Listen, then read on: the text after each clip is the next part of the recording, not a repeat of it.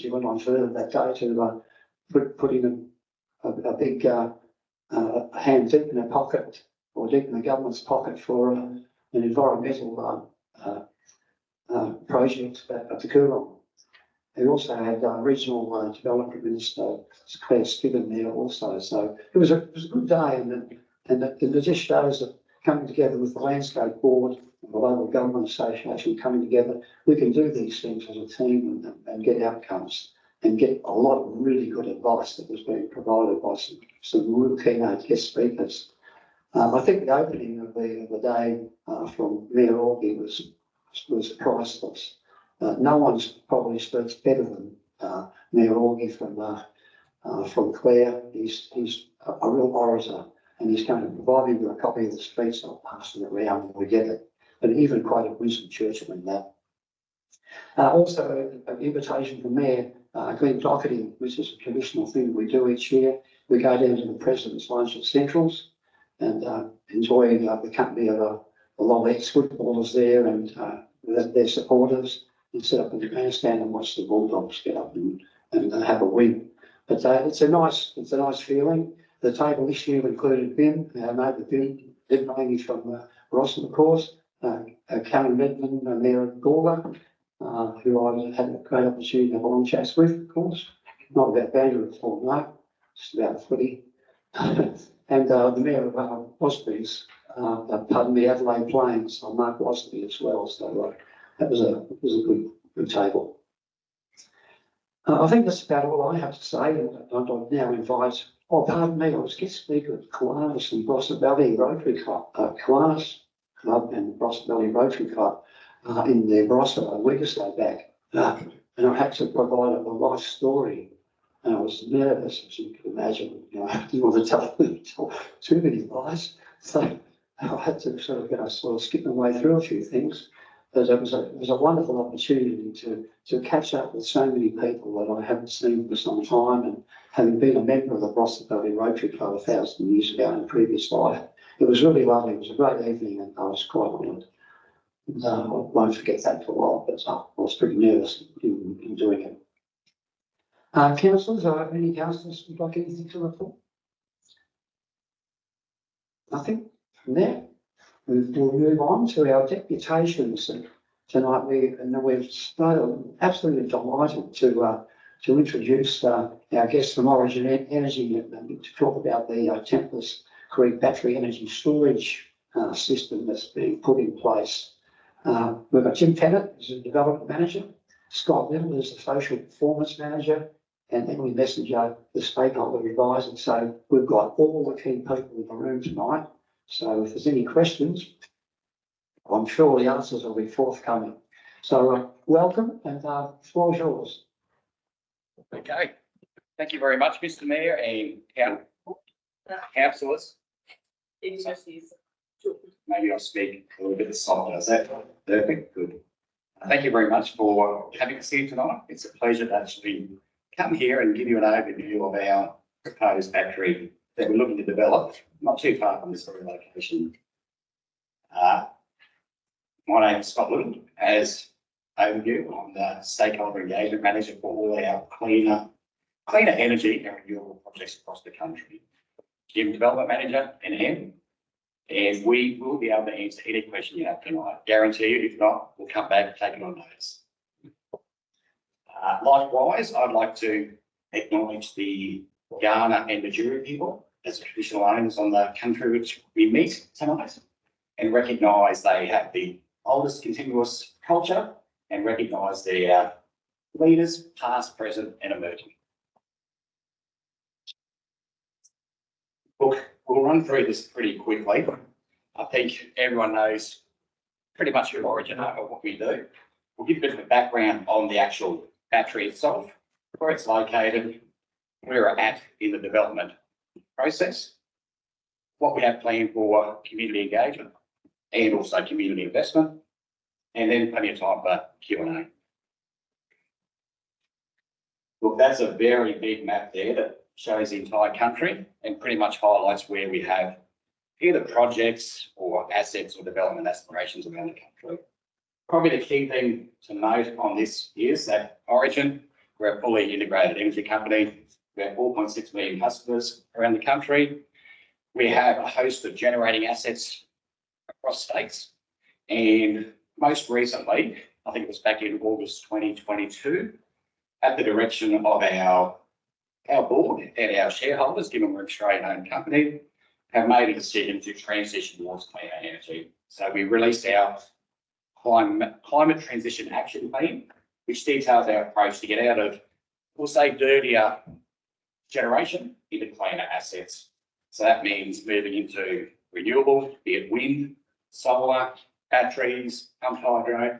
So across the country, we've got a number of different assets.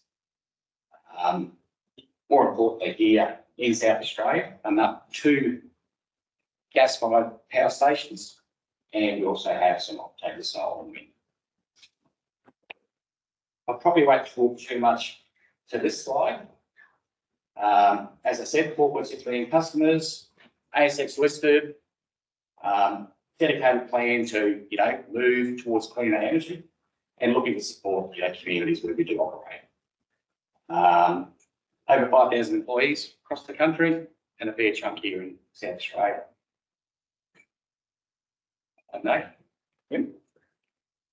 Thanks, Scott, and thanks for having us all this evening. So I'm Jim, I'm the development manager, so I herd the cats and make sure that we get this project through the gates that Origin has for investments. So to give you a quick background on where we're up to on the project.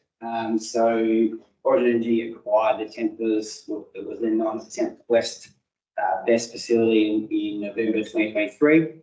And we've renamed it Templers Creek, just so there's no confusion about other developments happening in the area.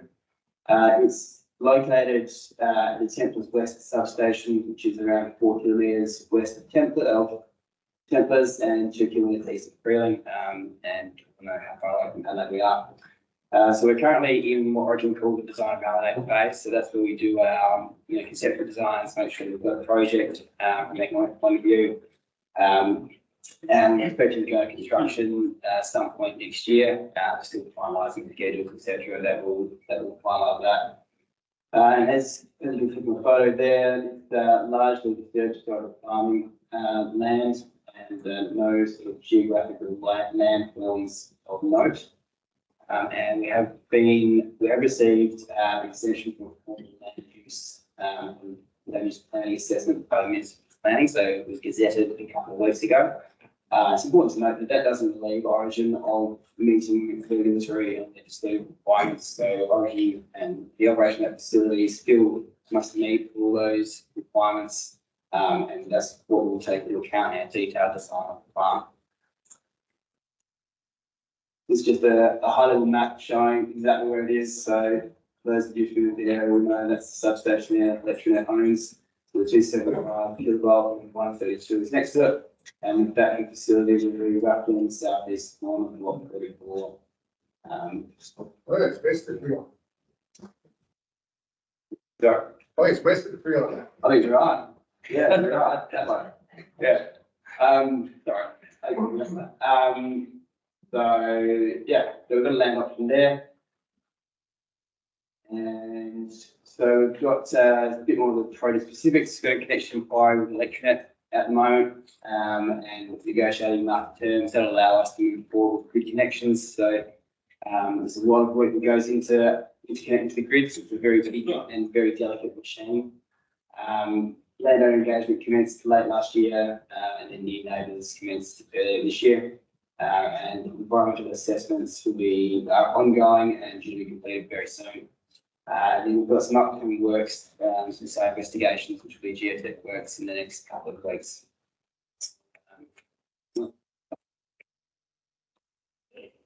Hi everybody, my name is Emily and I work in the community engagement space for a couple of different projects for Origin.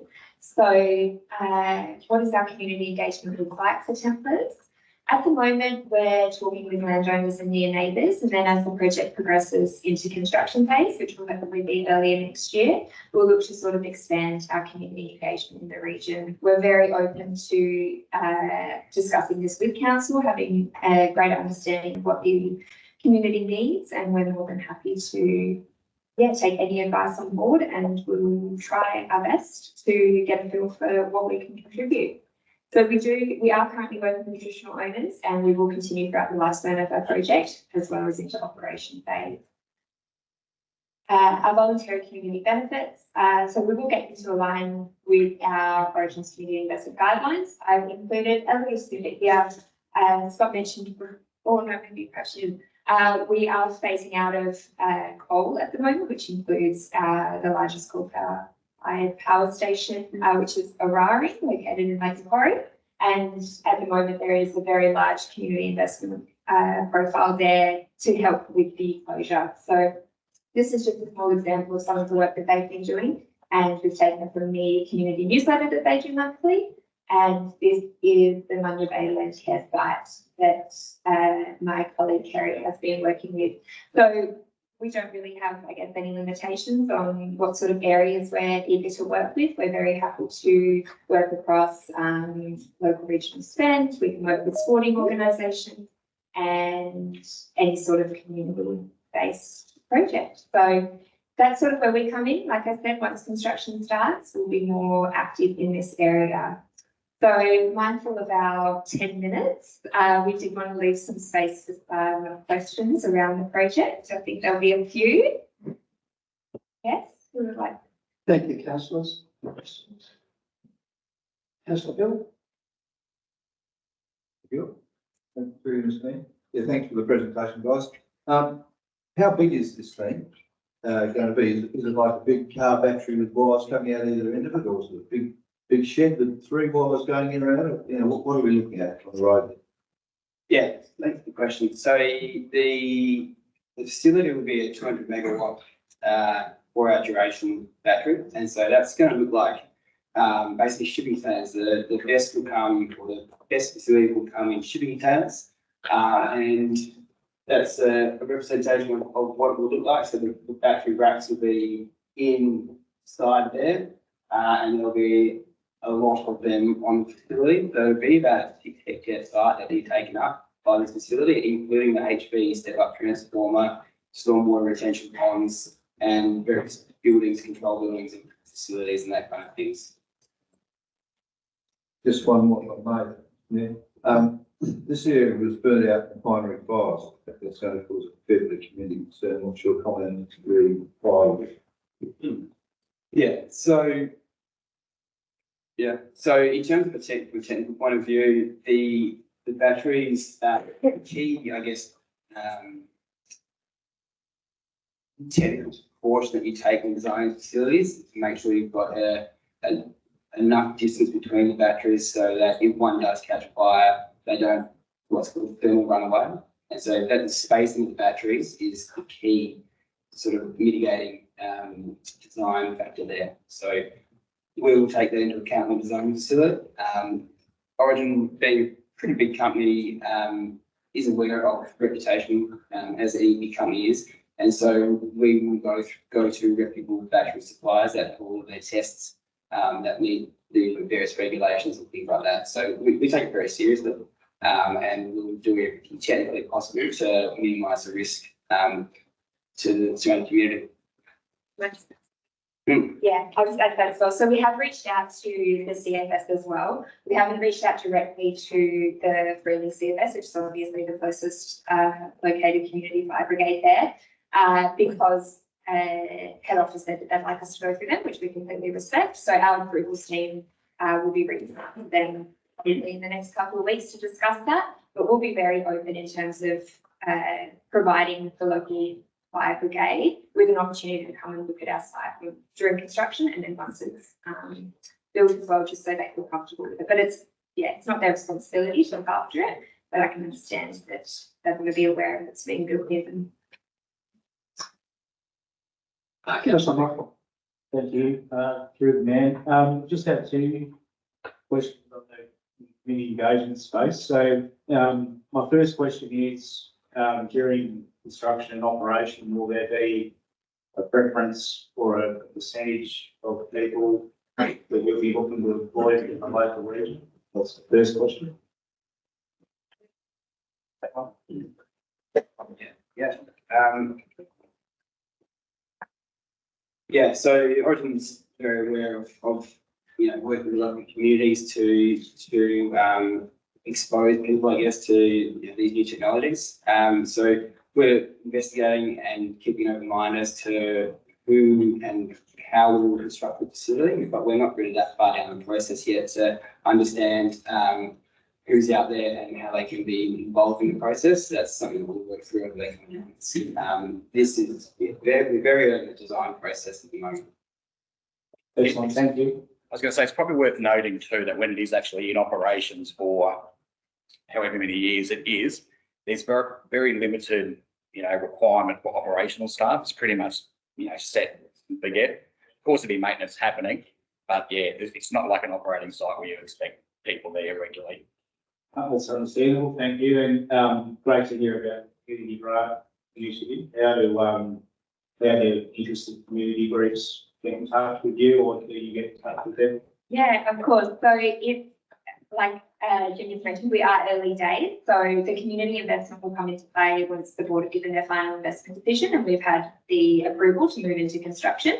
So once that happens, I'll be back in touch with council and I'll look for sort of any opportunity that I can, make ourselves aware to different community members, if that's attending football games with a little stall or, anything I'm open to, market stalls I run. So any sort of way to get our name out there, and then we'll look to what that community investment application form looks like and how we can work best with the needs. So, yeah. Probably just to add to that, so of course, when it's construction, that'll probably be the most disturbance as such, and probably have a more fulsome program. But even over the life of operation, we're looking to have a community investment program during operations for that duration of the battery. Any further questions, councillors? Councillor Collins? To understand, this is the old res, development. Yeah, so this one's been through, I think it's the owner of this particular site. Yeah. So yeah, I think it was Res. Res, I think, next to what this was Green Energy. Green Energy. Yeah. There's Zen one as well. I think that might be with Res. Oh, this is not the res one. Yeah, from my understanding, the Res development is the one that is to the east of the substation, so closer to, Yeah, Really? that's so. yeah, and ours, sorry to interrupt, is on the western side. I was going to say, you should take over the wind farm, the council. Push that back up the line. I was going to say, it's out there today having a look, it's very breezy out there. Well, there's no more questions, councillors, so I'd like to sincerely thank you for that presentation. It's just so good that a major company like Origin has considered our region to do this. I understand this might be the second largest battery in South Australia, and it's good that we're having the nods too. I thought that was correct, and pleased that it is. It's nice to hear that the safety aspects have been addressed as well. So as Councillor rightly said, that's a concern, particularly after Primary. But we welcome you again, and we look forward to the progress of what's going to happen out there, and I'm sure the people in Freeling will be pretty happy about it as well. So thank you for being here with us tonight. Thank you very much for your time. Thank you. Pleasure. Councillors, we don't have any adjourned business, so we're moving now to section 8 on our council agenda, which is our action items. And for our visitors tonight, we generally go through our action items per page. So if you're wondering what we're doing there, that's how we operate, rather than go line by line. So the first page is page 8. Any comments or questions on the matters on page 8? Anyone wants to photo finish? Councillor Simon. Thank you, good Mayor. It's just if I can some update on the story end, which was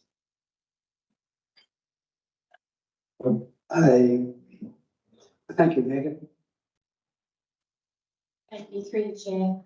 The City of Faith, the Lead Council, are currently working with a consultant to develop some options.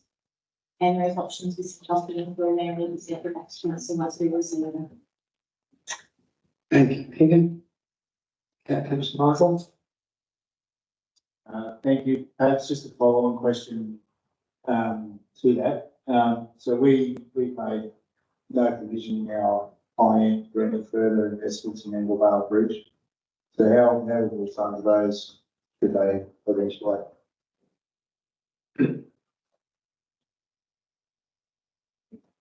Thank you.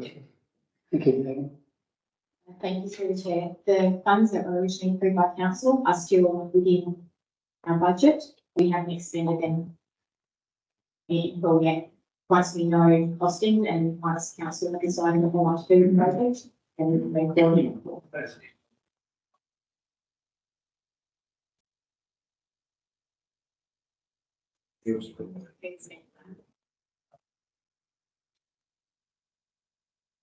And just a question in relation to the Viterra site being funded. Do we have any extent we can discuss it? Do we have any insights into what's planned for that site? Just noting the action items as how much we're offering. I didn't quite catch what site you're talking about, The councillor. Viterra site. being funded.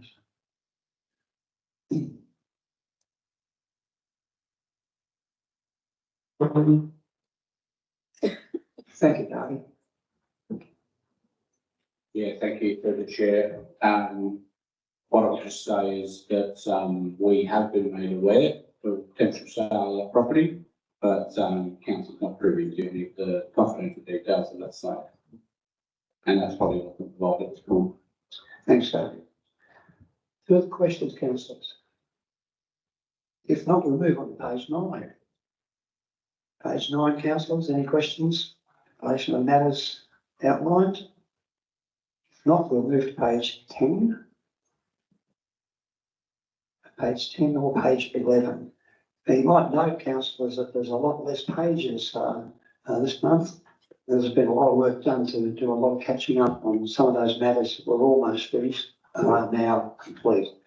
So we're back to a fairly healthy sort of situation of business arising or action items.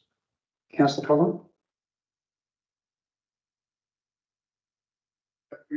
I thought my memory was we budgeted 600,000 total, and we already have spent 490. With my memory of it. Am I wrong?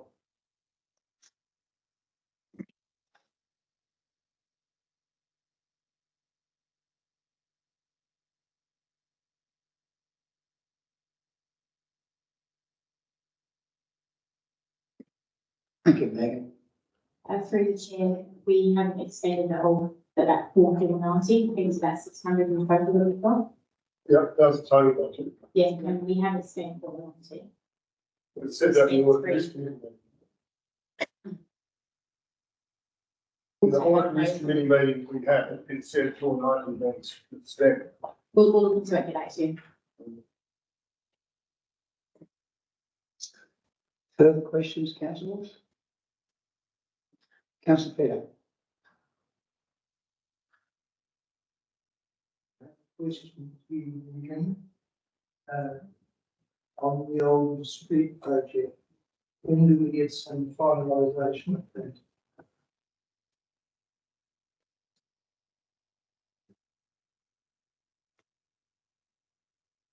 Through the chair, councillor Peter, I can confirm that all allotments are now sold.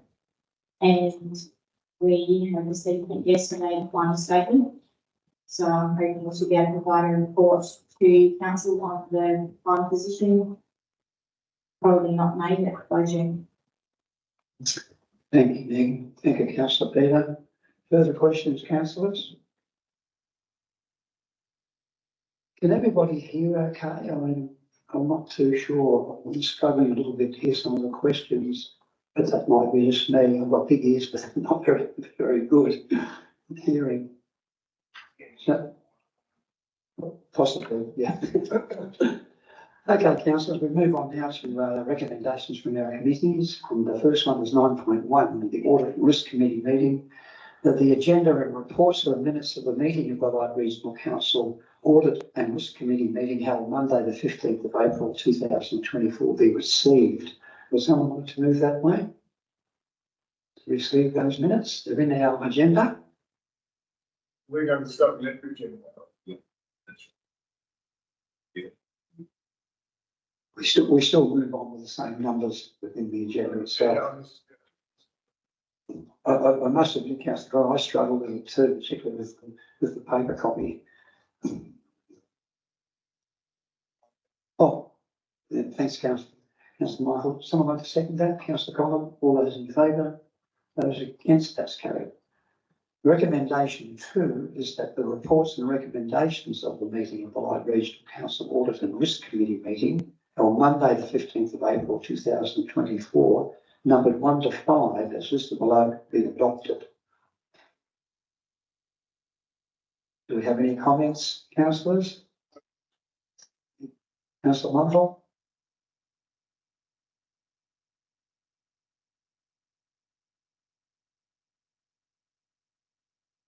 No.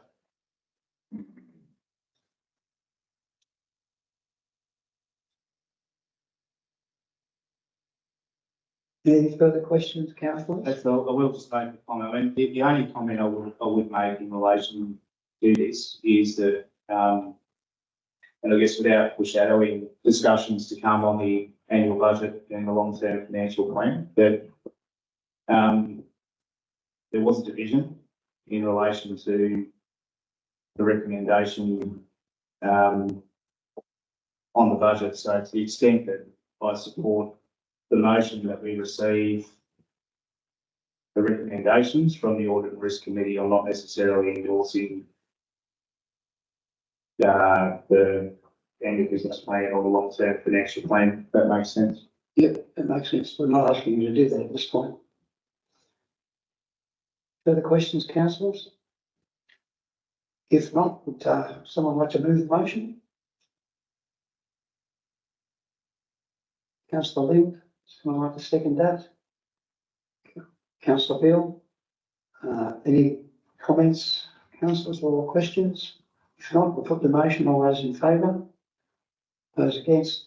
Motion's carried. Thanks, councillors. We can move on.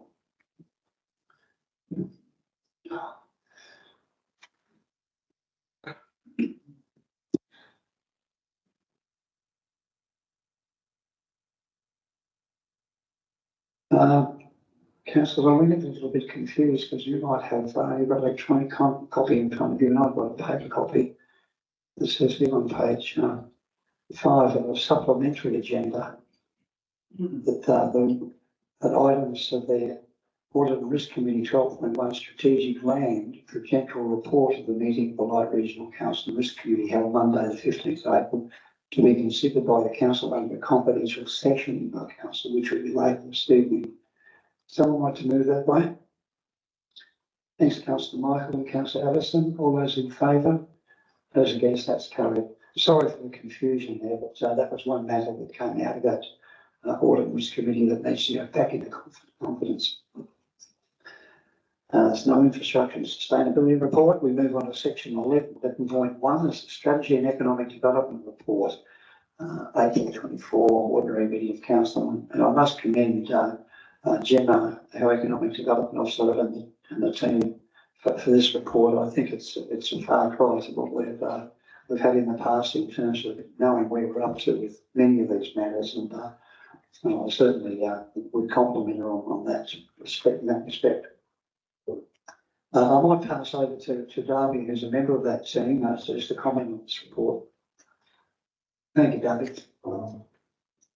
Yeah, thank you, Mr. Mayor. I might just start by saying that there's probably 2 points to raise as part of that report in terms of the fact that we will be restructuring the manner in which that reporting comes back through ED and the Strategic Development Department, and also that obviously there's a fair bit of data that we have access to, which Janet's highlighted in her report, but there may be some opportunities to streamline that and report that in a bit more meaningful way than they could easily for elected members to understand and I guess that grasp of.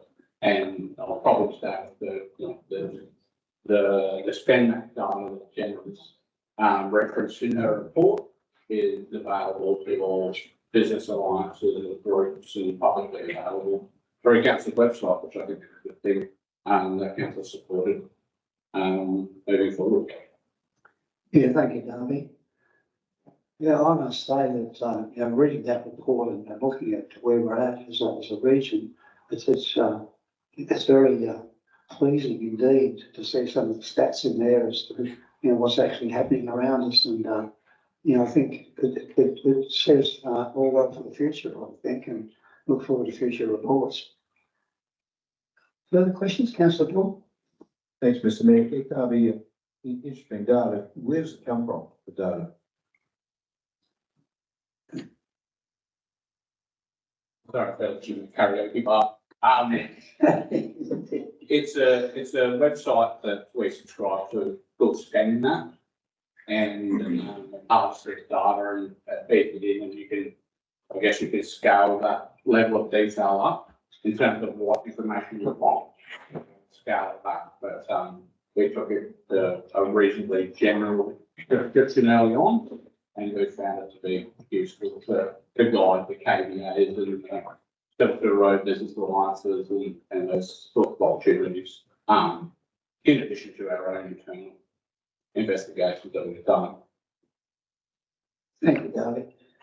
Just in the conclusion section there, it says it's notable that 11.65% uplift in local spending coupled with a steady increase in job opportunities across diverse sections underscores the resilience and vitality of our regional economy.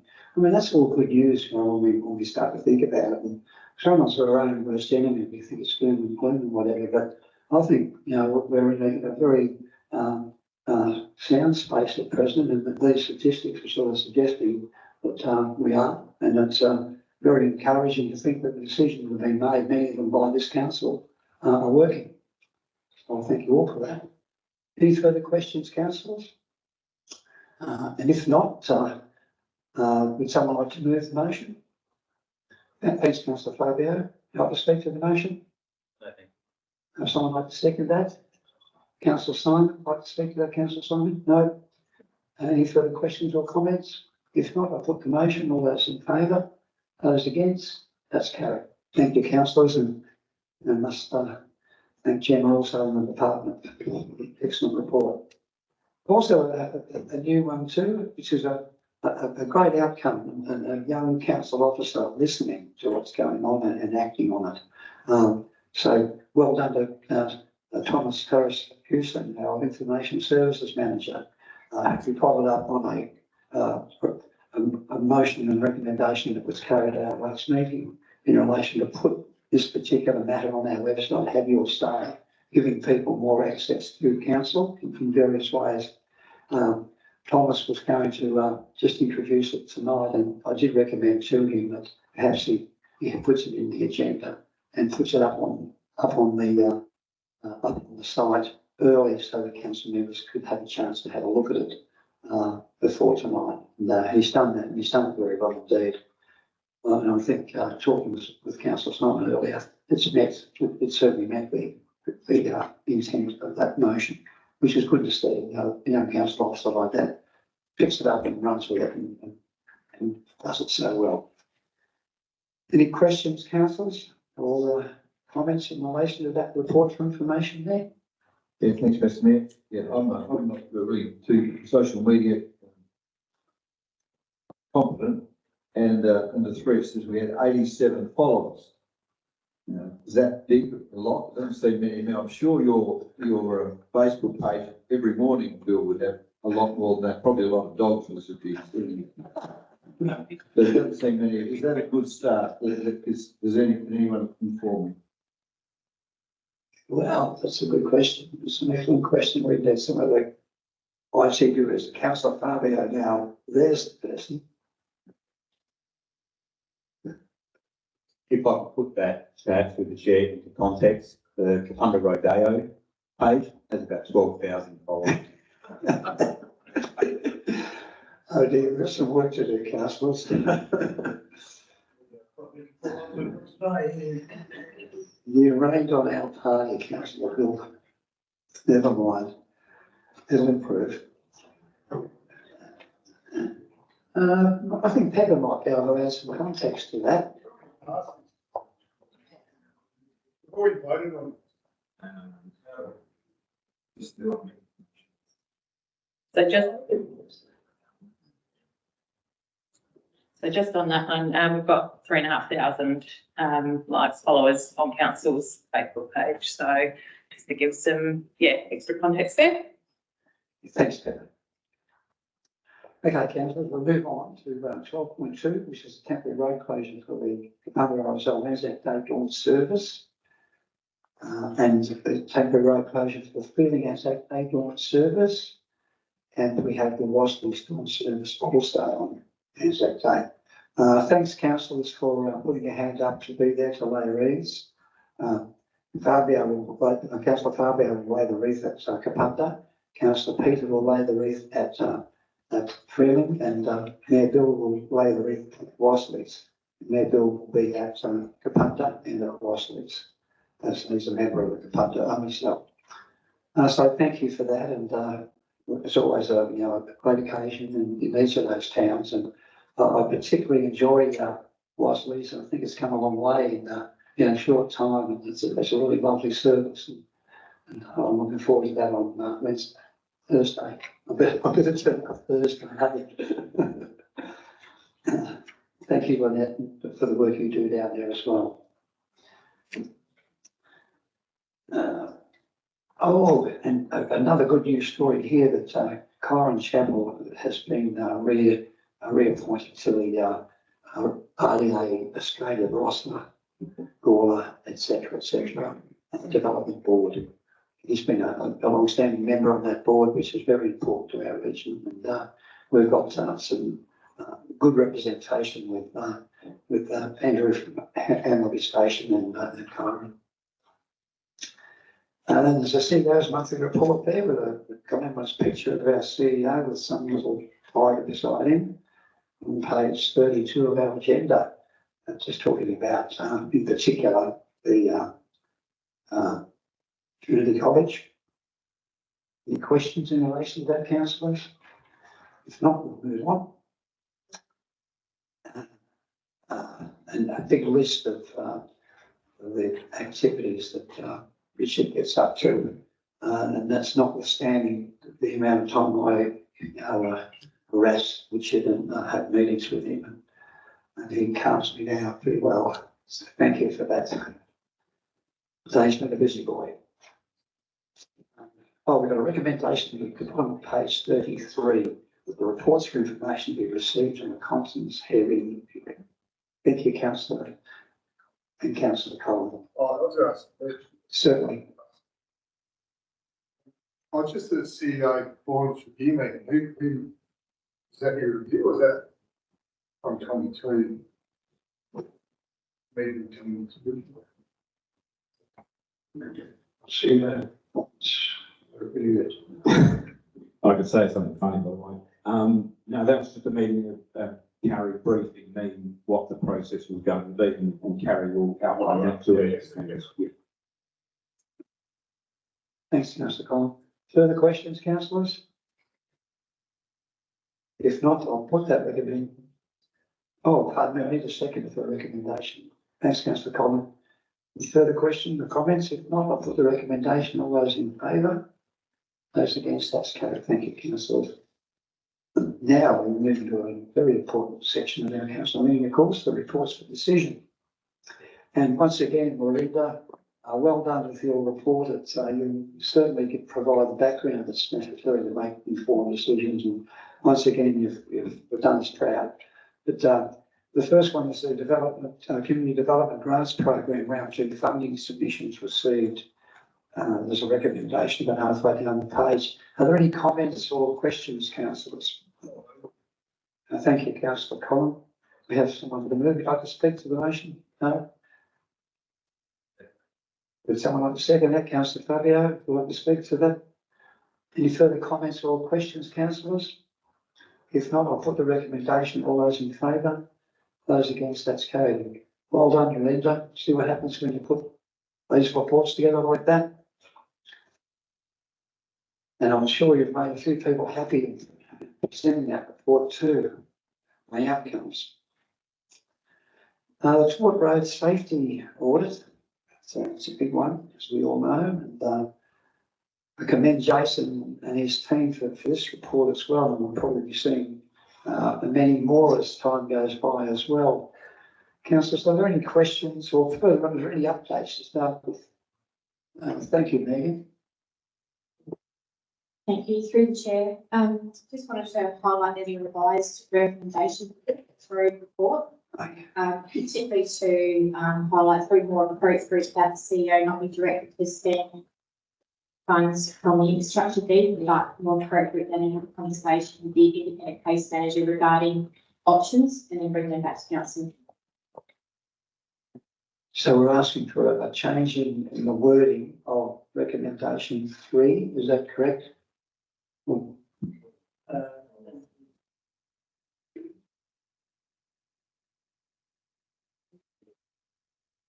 So the new recommendation will be up on the screen, councillors, so I'll stop bumping.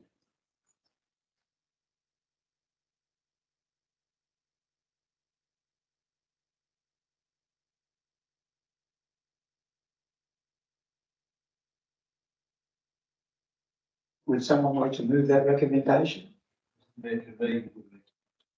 Certainly. Thank you, Megan. Through the chair, the recommendation is not required if we're doing roadworks and the road can be closed while during the works.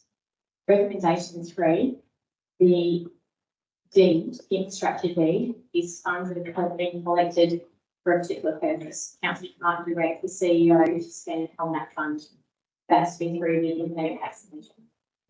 Right. It's the reason we find it more appropriate to have the CEO talk to the independent case manager about the options for upgrading the road, bringing forward any works, and then bring those options back to council. Megan, could you just remind the council what the case manager who is appointed by and what his role is?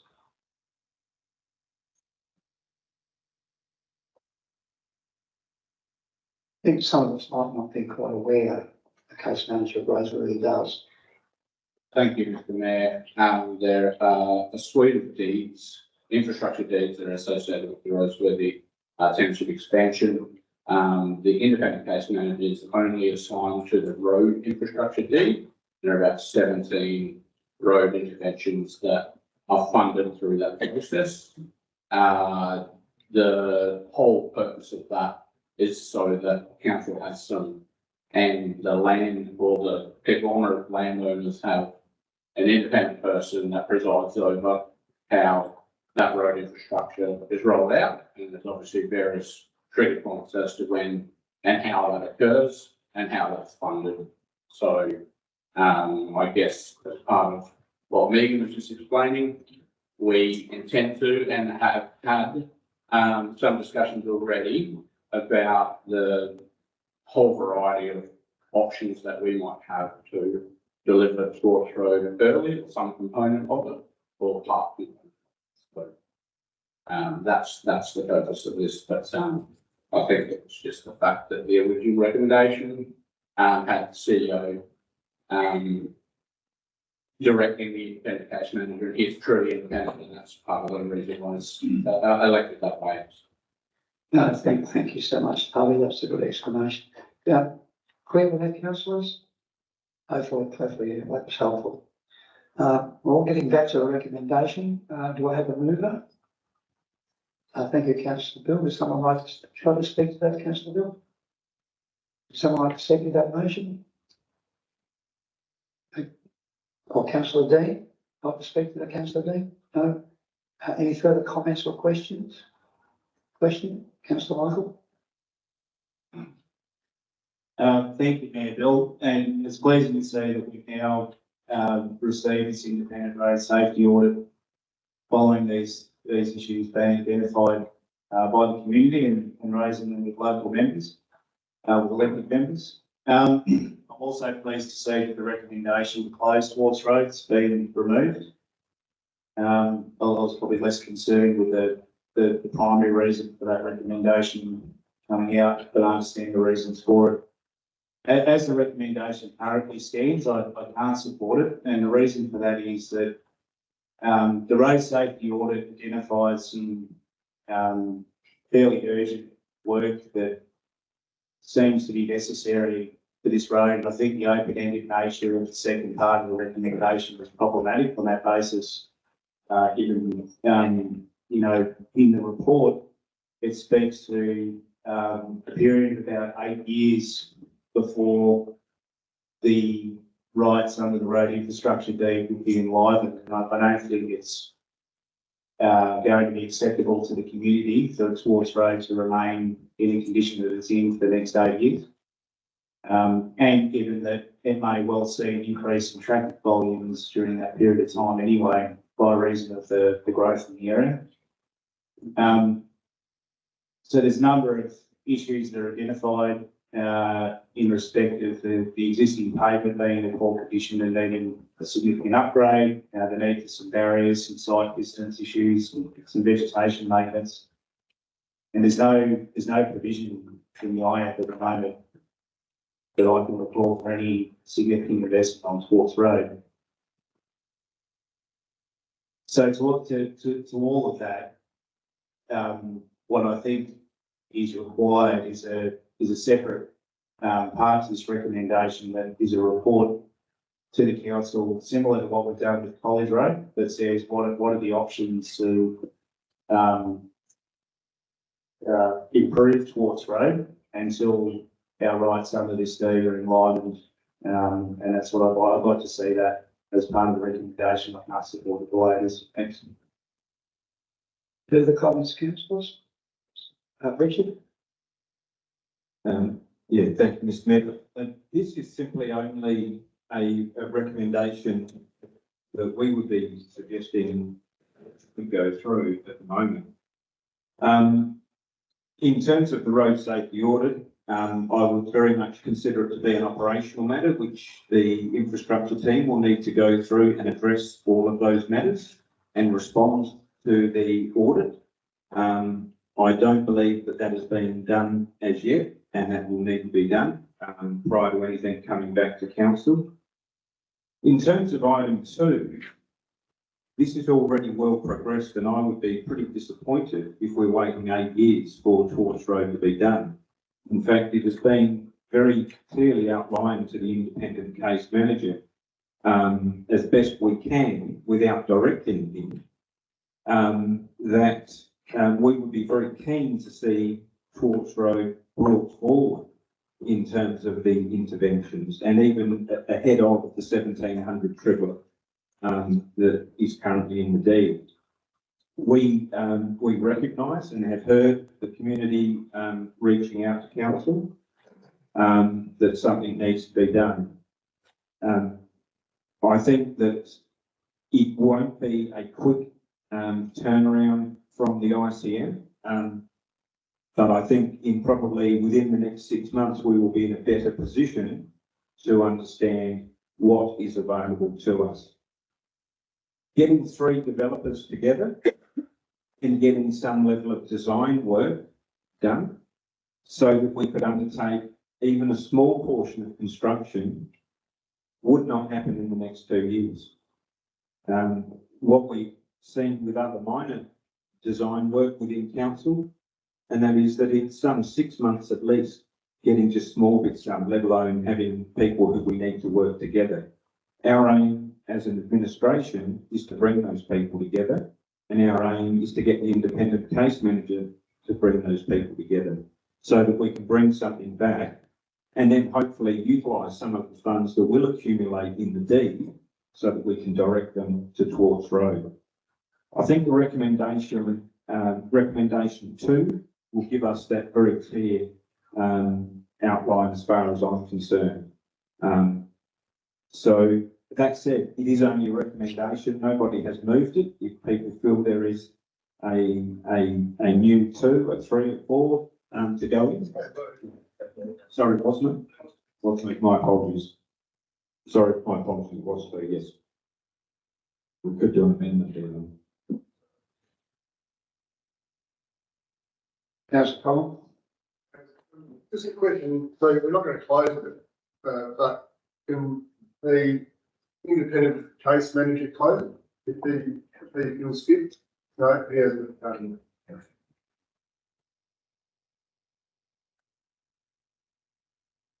Councillor Farman? Thank you.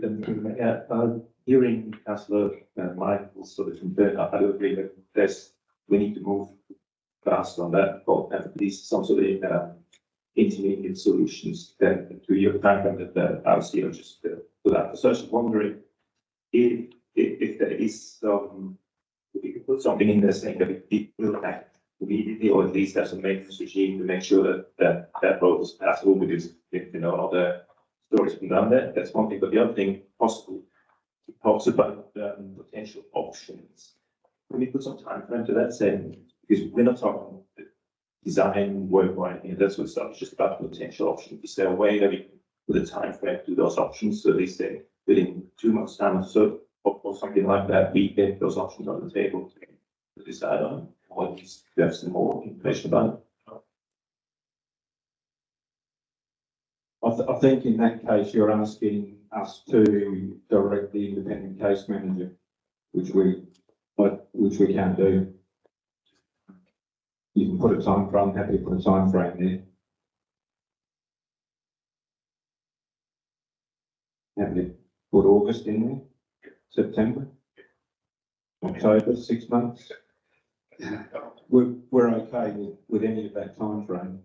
It will be for the independent case manager to, to get back and work with the deed holders. Is there any way that we can change that recommendation to include that statement, as Councillor Simon has indicated? We're not doing in, so you're putting a time frame, put a time frame. Are you happy with putting a time frame clause in there? Yeah, I'm quite happy to change the motion to have a time, the day in there. I mean, as Richard was saying, it's the case manager is going to determine what happens. Exactly. So we can put a time in and see what happens. It's up to him, but we can't direct him to finish it, we can't direct him to do it. No, here's got a preference in there that we would like to see. What would that be, Councillor Bill? I think August would be soon. We won't have anything before that. We can put next month if we want to, but it won't make much difference, I think. No, no. Right, Well, is there any wording that we'd like to see there in relation to that? That we include a timeframe in the area of 6 months? Preferable timeframe? Councillor Michael? Through the mayor, I'm conscious I've already spoken on this. You'll forgive me this time. In the interest of moving it forward, there's probably two things I'd like to respond to. One is that it's been explained to this chamber before that it's within the ability of the elected body to set priorities for expenditure on capital works. And so I do take exception to CEO's comment that responding to the road safety audit is an operational matter. But I do disagree with that. I just wanted to make that point. I do also agree that we can put whatever monthly one into item 2, and to me, it's a bit of a straw man. It's a bit of a waste of time because we don't have control over the case manager. But what we do have control over is how we spend our ratepayers' money.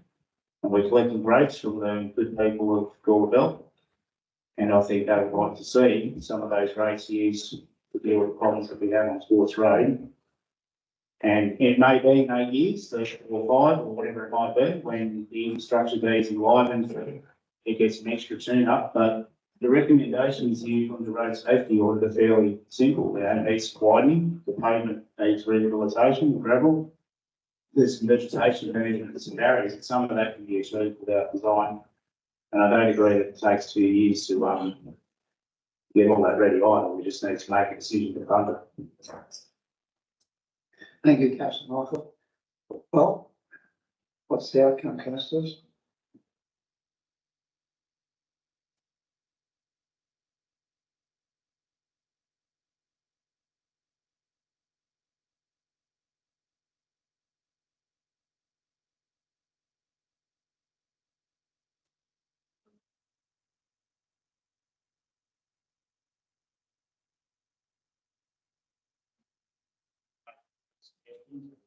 No.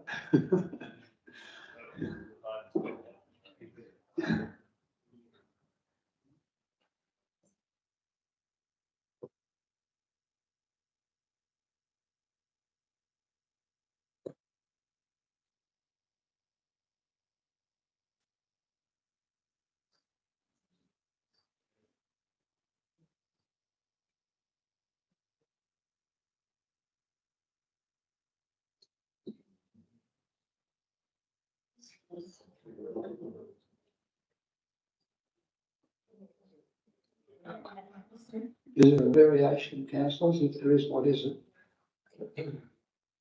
That the, Councillor Fabio? Through the chair and to Michael, Councillor Michael's point, could we put a point in there to say that, the council takes, immediate remedial action based on the recommendations of the Road Safety Audit Committee?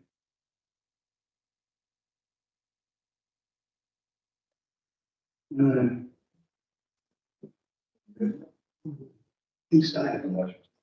It's going all over the place.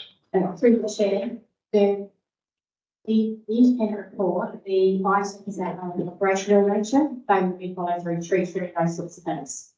If you're wanting to widen the road, the pavement, that would be capital. So of a capital nature, that needs to have a budget associated with it. and receive the report on that.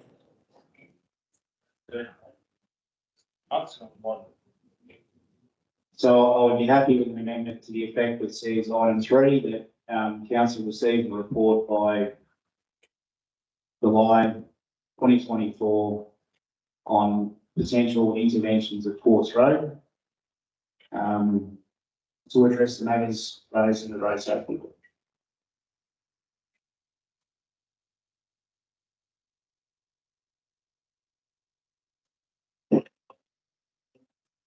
Probably before we get too far ahead with it, what we've received so far, and I might speak to this as a road safety auditor. The process is that we've had a road safety audit undertaken on a road.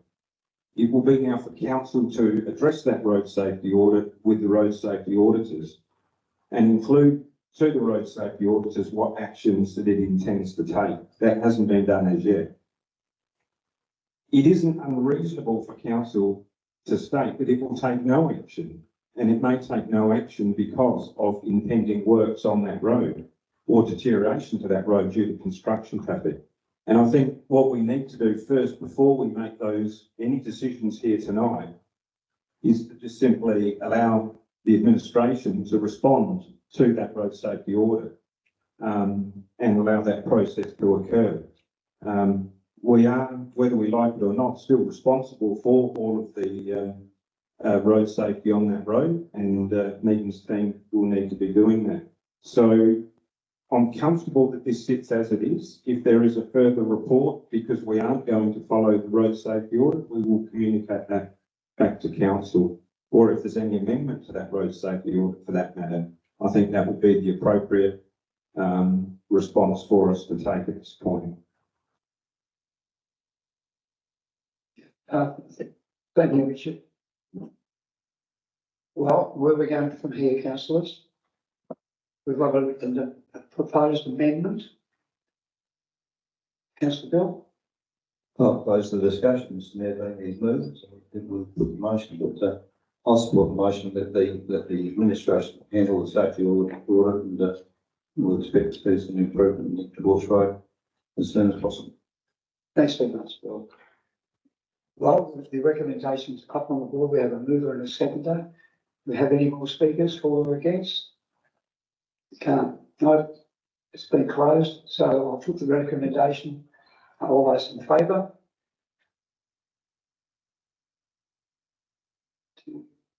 Hands up for votes. No, the motion is carried. Thank you, councillor. Excuse me? Yeah, all those people who voted for the motion, councillors, could you stand behind your seats, please?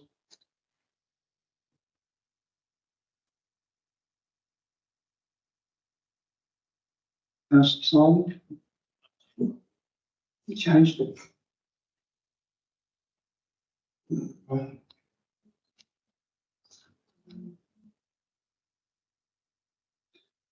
Motion's lost on that basis.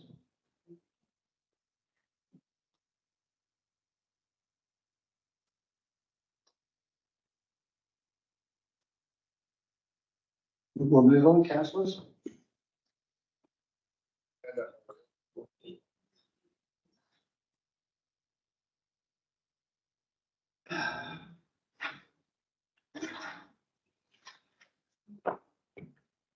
.13.3, councillors, this is something that close to a few of our councillors' hearts. For sure, this is a detailed design cost for the Clare Road works. There's a recommendation of halfway down page 50. Do we have any further updates on this particular agenda item, staff members? Thanks, Megan. Any questions, councillors, in relation to this matter? Councillor McCollum? Vote that, yeah, I don't mind moving that, but I think number 2, I think we should put a maximum amount of money because it's going to clear as blood and see the nominated budget allows 150. You've got to see in the budget items it says, or budget costing it says 200. I think maybe just put a maximum amount spend in there. So it just doesn't get out of control. Yeah, coming back in.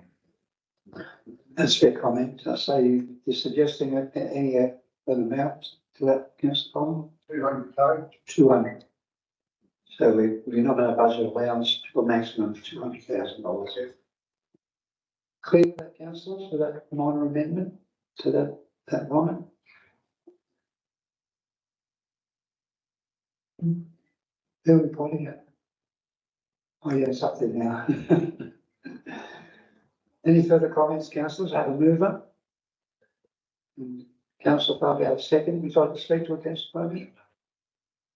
Councillor Bill. Yeah, Mr Mayor, I'd like to see the $200,000 spent on Gorse Road. The Clare Road's not even, it's there already, it's already sued. Gorse Road's not. It's not a, it's a tip road. I know, it's why should we be spending any money? Tip road, not our road. Your road's developed road. Yeah. Councillor Dean. Bitumen down the middle, the rest is ours. And most of the design work will be around that. Yeah, I think that's always been the issue, really, isn't it? It's not so much the bitumen down the centre, it's like a footpath, like a curb and guttering, like everything else down a main road into a main tank. It looks pretty hideous at the moment. Right, councillors, there's a recommendation up there. It's been moved and seconded.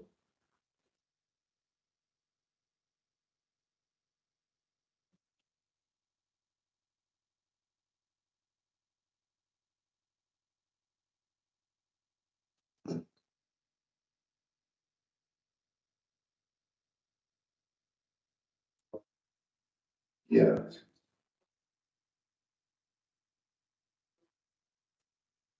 It's pretty straightforward.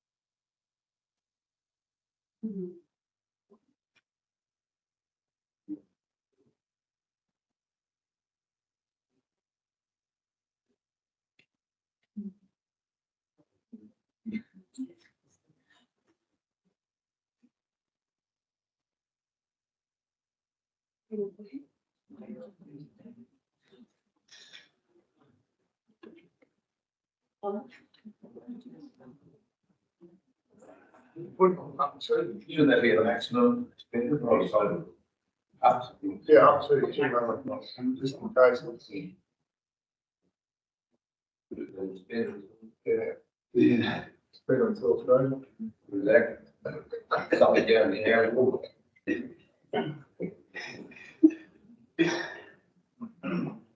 All right, councillors, we're pretty clear with that. We've got a mover in a second. Are there any further questions or comments? Through the mayor, I was wondering how much of that design work has already been done, so because it's talks about progression, so how much of it's already being spent of that on fifty or because what Council Bill is saying that if you don't do it at all, then there would be a whole bunch of work that's already been done that would be negative. So,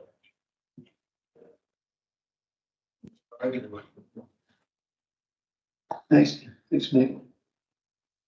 Well, through the chair, I'll have to confirm, the exact stage that the design is up to, but we have done, a concept, we've had surveys out on site. We've had some surveys, some locations, services, so we're pretty well progressed. And then the quote to complete the design, the quote included, PC sums, which is the reason why undertaking the work on a dip road, we have to go back through, dip for approval, we then come back, we need to have that independently verified before then we approve my dip, so there's a lot of going back and forth, consumption costs. Because the PC sums in the quote, hence the reason we're not confident will be within 150 and advising to let the members early. Thank you, Megan. Further questions, councillors, comments? I have a mover and a seconder. I'll put the motion. All those in favour? Those against? The motion's carried. Thanks, councillors.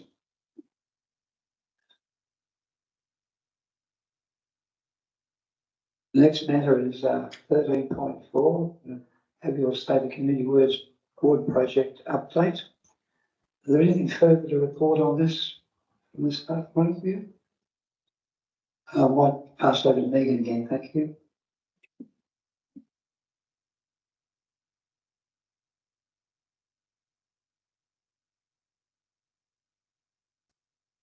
Thank you, through the chair. The recommendation, wanted to highlight in particular, the Capunda Senior Citizen Recoveries. So the budget or the allocated or nominal amount in the ward project is less than what it will cost to provide a decent car park for the Capunda Senior Citizen Recoveries. So the proposal is to increase and use the remaining ward allocation money for that project. And any shortfall to be funded through a different program, different grant program, like the council funds, which is subject of the following report being the MRCI program. Just wanted to highlight that to you, elected members. Thank you, Megan. Any questions, councillors? Comments? Councillor Michael? I'd like to move the recommendation table and just thank Megan, Goldman and the team for their work on getting the solar lights here at Clewitt installed. I think that was a great community initiative. It's a feedback that was given to us by the community here at Clewitt. And also great to see some of the investments we've made at those grassroots programs at Wasleys and Froling. And elsewhere throughout our council region. I think it was a great success and it's really pleasing to see it's being delivered so well. Thank you. Thank you, Mr. Michael. Was there anyone like to second this motion? A question, Councillor Collins? Remember, it's 40,000 was worth it. So how much are we going to spend now?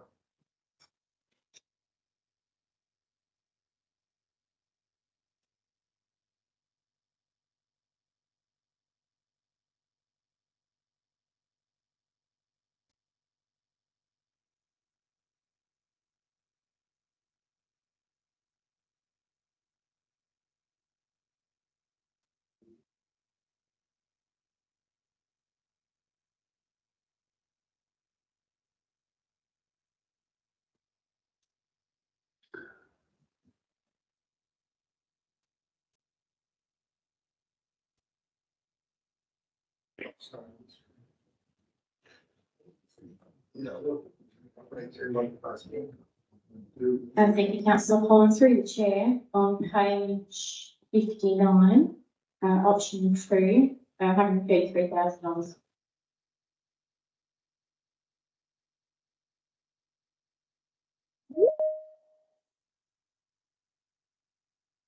So you're asking for another 110,000 for 20 car parks, and I think, I thought it was a good idea of 40,000, but 133, 20 car parks. I'm not even sure how many members are at 20 members.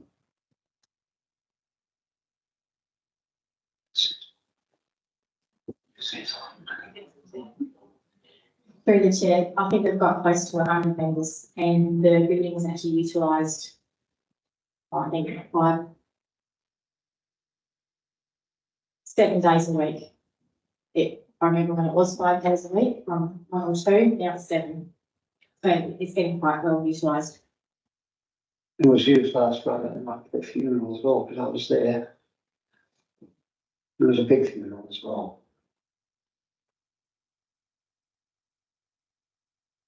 Okay, councillors, any further questions? Differences, because I remember Dean and I went there and we measured it out, and that's how we came up with 40,000, because it was a metre and first square metre car parks and 40,000. And then we didn't get the money, because that was 2 years ago, and then we decided the community grant program, which is the get forward. So what? Yeah, it's got a lot. Like you're doing that whole car park area instead of this little bit that we first set, like next to the building, and then. I wish I didn't know that much.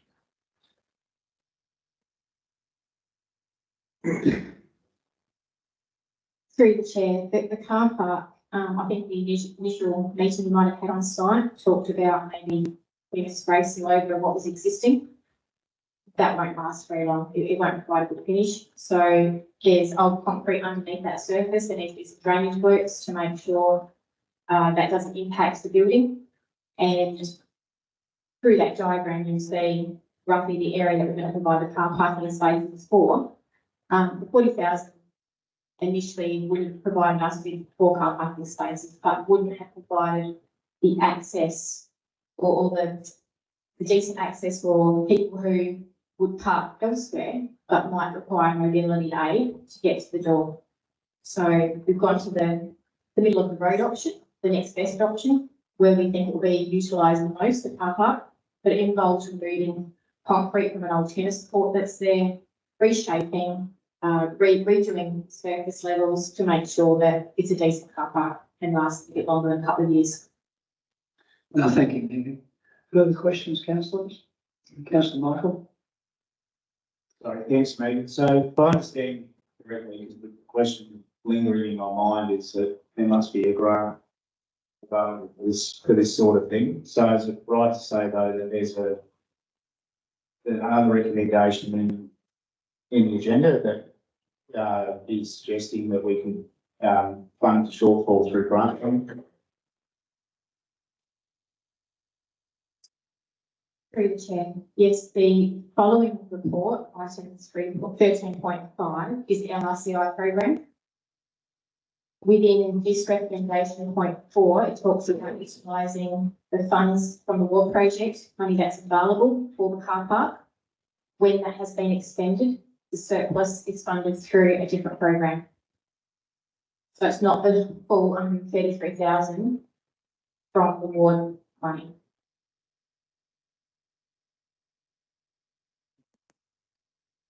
Clear with that, councillors? All right with this? If that's the case, do I have a move in this motion?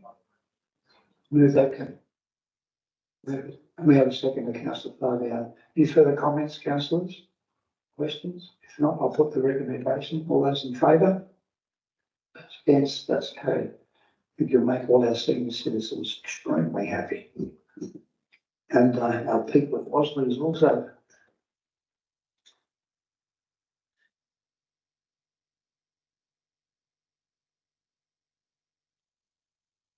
Councillors, we move on now to 13.5, which is Oval Roads and Community Infrastructure Grant Funding. I thought we might have done this, but.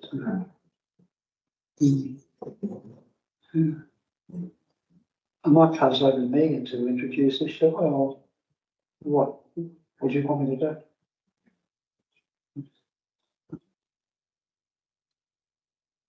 Megan will provide updates for us, councillors. Thank you, Mayor Gill. Just to highlight with the LRCI program, the projects that we've nominated here, the actual program administrators require those projects to be nominated next week. So it's not something that we can deliberate on, for another council meeting. The decision will need to be made tonight so that we can nominate the projects for delivery within the next financial year. Just a quick question, Megan. The senior citizens car park, we just already spoke about that. That's something I noticed. Correct. The senior citizens car park, the shortfall that's not covered by the ward project money, coming out of this funding program. I get it. I can't support it. Takes time. Councillor Simon. I'd like to declare an interest because I'm a property owner that will be directly benefiting of the road upgrade, actually that's regular, so I'll be in the room. Thank you, Councillor Simon. Thank you, Councillor Fargo. Would you like to speak to the motion? Just briefly, I think, given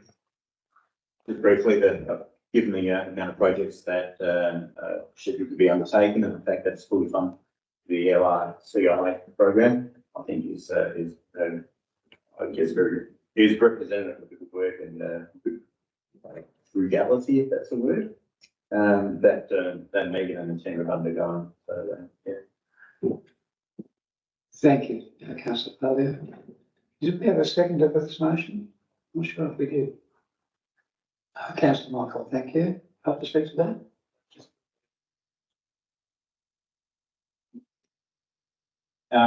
Thank you, Mayor Bill. I've been contacted by a resident in Freeling that's just inquiring about whether council could explore the opportunity of an RV park in Freeling. I just wanted to question whether or not that's something that's been raised before, whether or not it needs to be part of this recommendation. It's probably a bit too early or a separate one.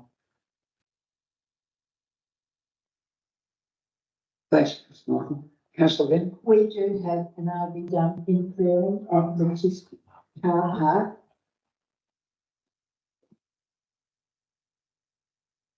No. We have got a caravan park.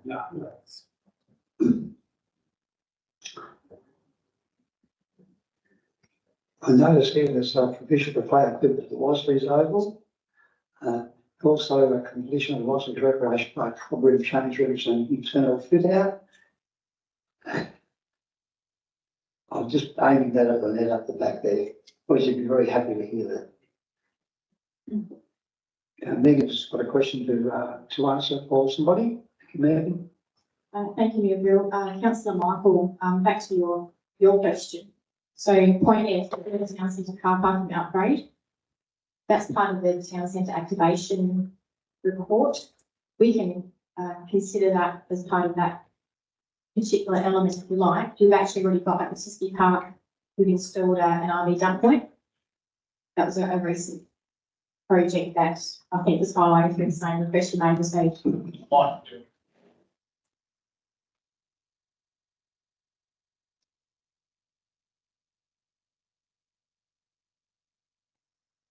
Well, thank you, councillors. I haven't moved in a second for this motion. Any further comments or questions? If not, I'll put the motion. All those in favour? Those against? The motion's carried. Thank you, councillors.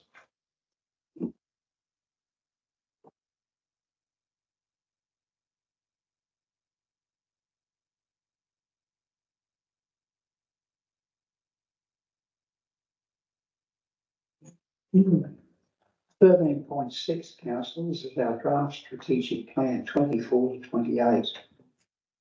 A pretty exciting document too. It sort of looks to our future. Councillors, are there any questions or comments in relation to this? There's a lot of information that we've had presented to us. quite a period of time, I suggest. I don't know where to start the discussion right now, except that these are recommendations about halfway down page 68. Are there any updates from a staff perspective from this agenda item since it's been printed? Nothing? Are there any questions, councillors, in relation to this draft strategic plan at this point? I think we've had a fairly good run at this in the last couple of council meetings in particular. Councillor Simon? Thank you, through the chair. I think we worked pretty hard on this. I think it's turned out to be a good document. The public seems to be happy with it. I'm happy with this. Thank you very much, Councillor Simon. Someone like to second that? Okay, Councillor Bean, would you like to speak to that, Councillor Bean? Councillors, are there any further questions in relation to this matter? If not, I'll put the recommendations. All those in favour? Those against, that's carried. Well, congratulations, councillors. I think, you have worked very, very hard to put this document together. It is our roadmap for, for the future. And I think we've got a very positive sort of road ahead. So thank you for that. We can move on.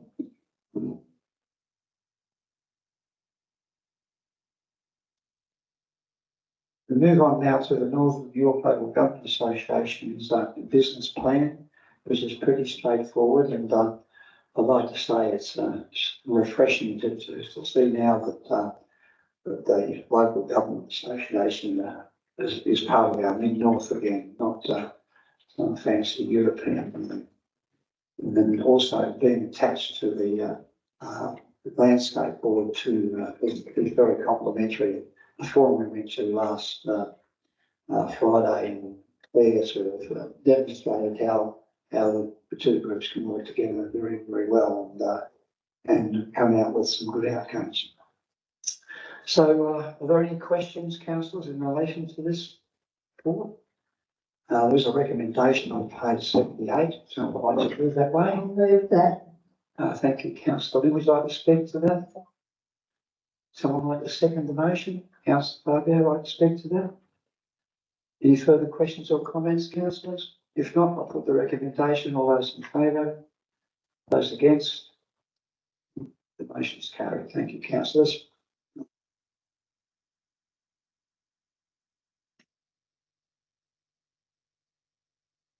The elephant in the room. Here we go. It's a supplementary agenda item. Reports for decision is the draft annual budget, annual business plan, 2024-34 long-term financial plan. I won't insult you by saying there's a recommendation on page 6 because I'm sure you will want to discuss certain aspects of it. But in order for that to happen, I'd like to introduce Dr. Nigel, our Finance Director, who will give us some background into where we're up to with this at present. Thank you, Nigel.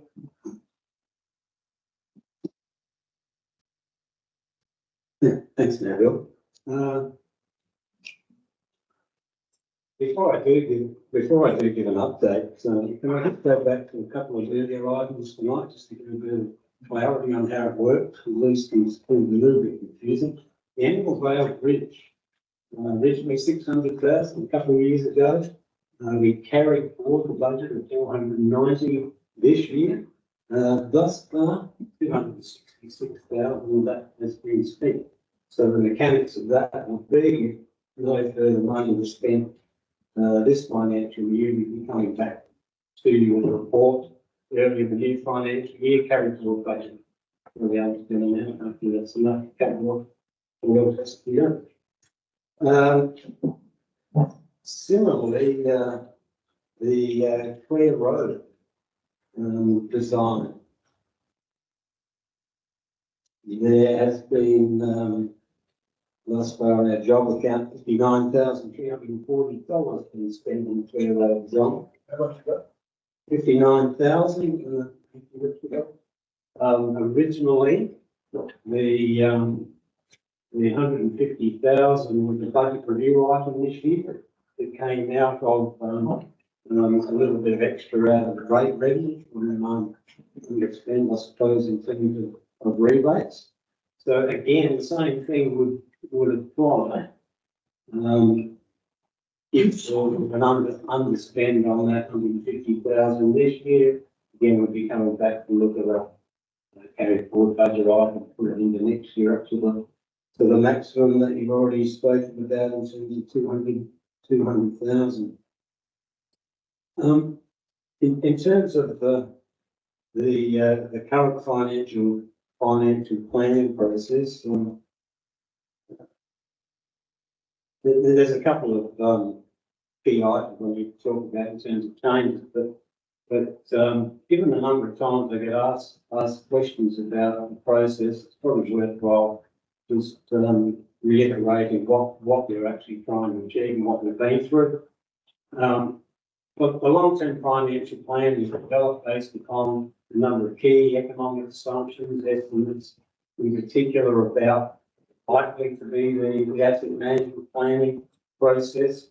Employee costs a significant part of the budget. We didn't have the advantage we had last year where we had already had fixed enterprise agreement locked in. This year that's still under negotiation.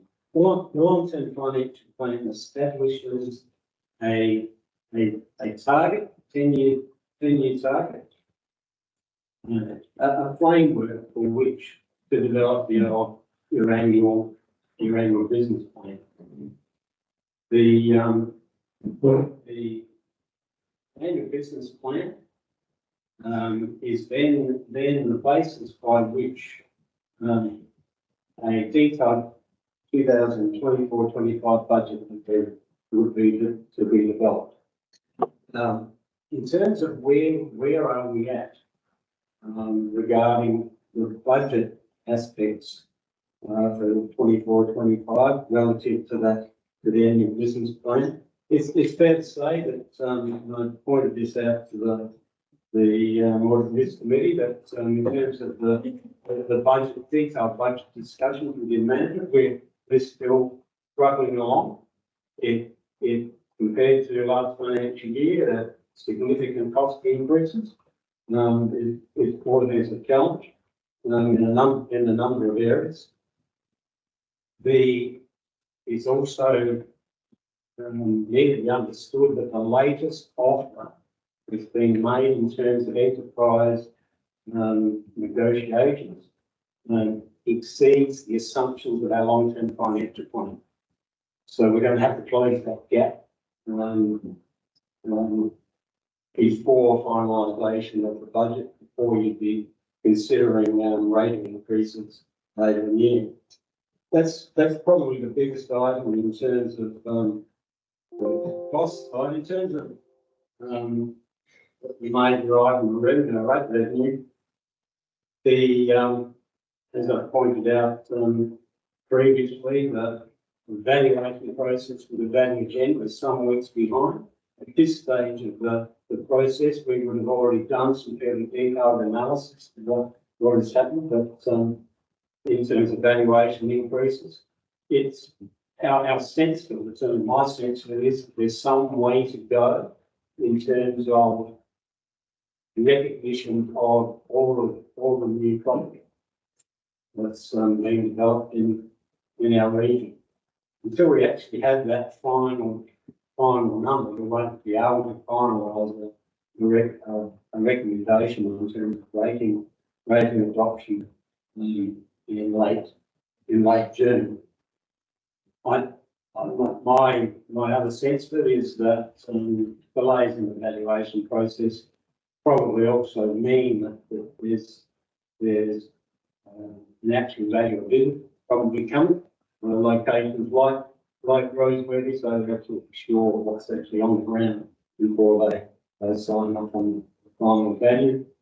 Since the last numbers we developed for the draft document sitting before you tonight, there has been a pickup in the revenue from the gap between what we were forecasting that has started to close. So that's that's relatively good news, and hopefully by the time June comes, it's closed all together.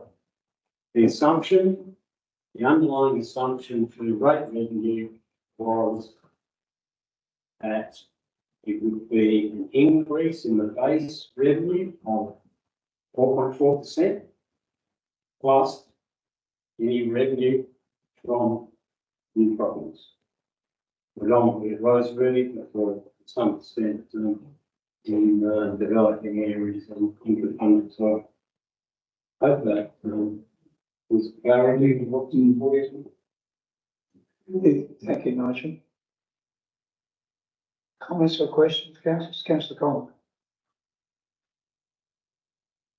Question of the long-term plan, and you say the general rates go up 4.7%.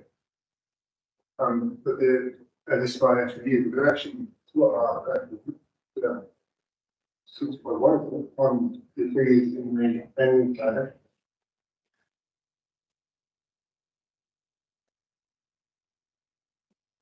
Simply no. The 6.2% is now, is that incorporates the additional new bonds. Two added together with the total increase in the rate revenue, general rate revenue of around about 6.2%. So the difference is that revenue.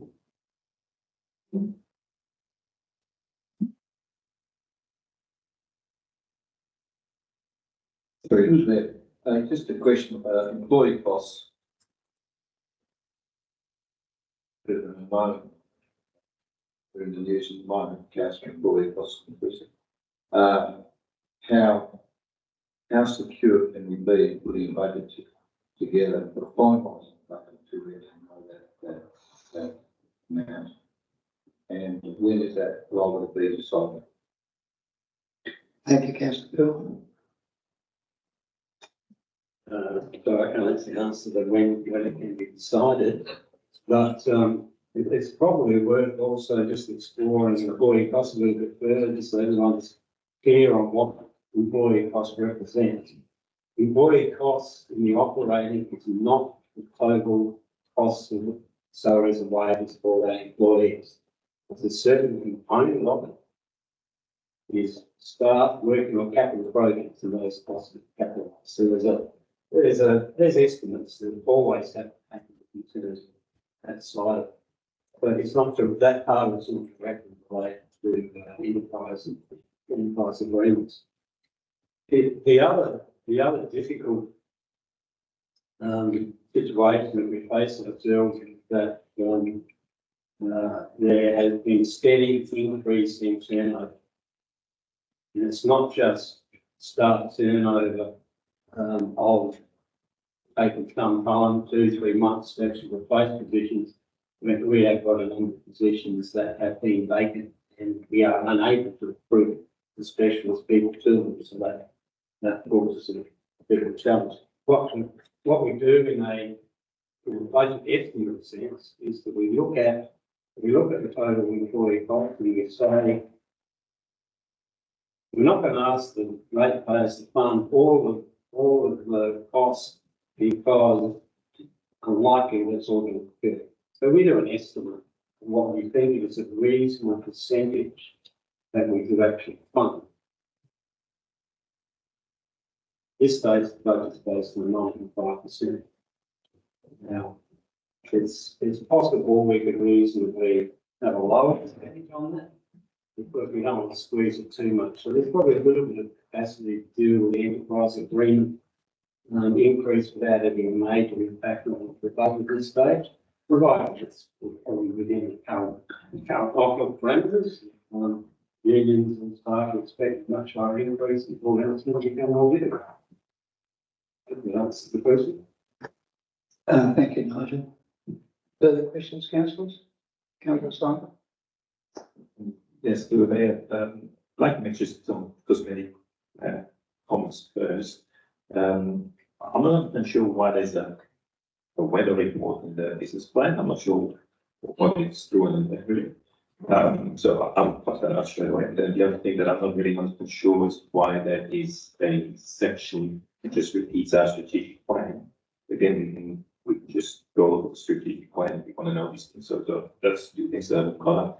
And the third thing that I'm just wondering is that it says on the highlights, it talks about the strategic land purchase, and that's something that we don't even know if we're going to do it. So depending on whatever happens tonight, this might not be this search, but flag that this might have to be part of. So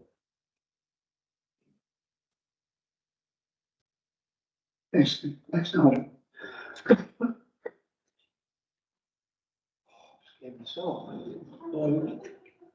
Maybe there's a couple of councils that could help me, I would put the climate section in and have done for some years, it's pretty fundamental to their business.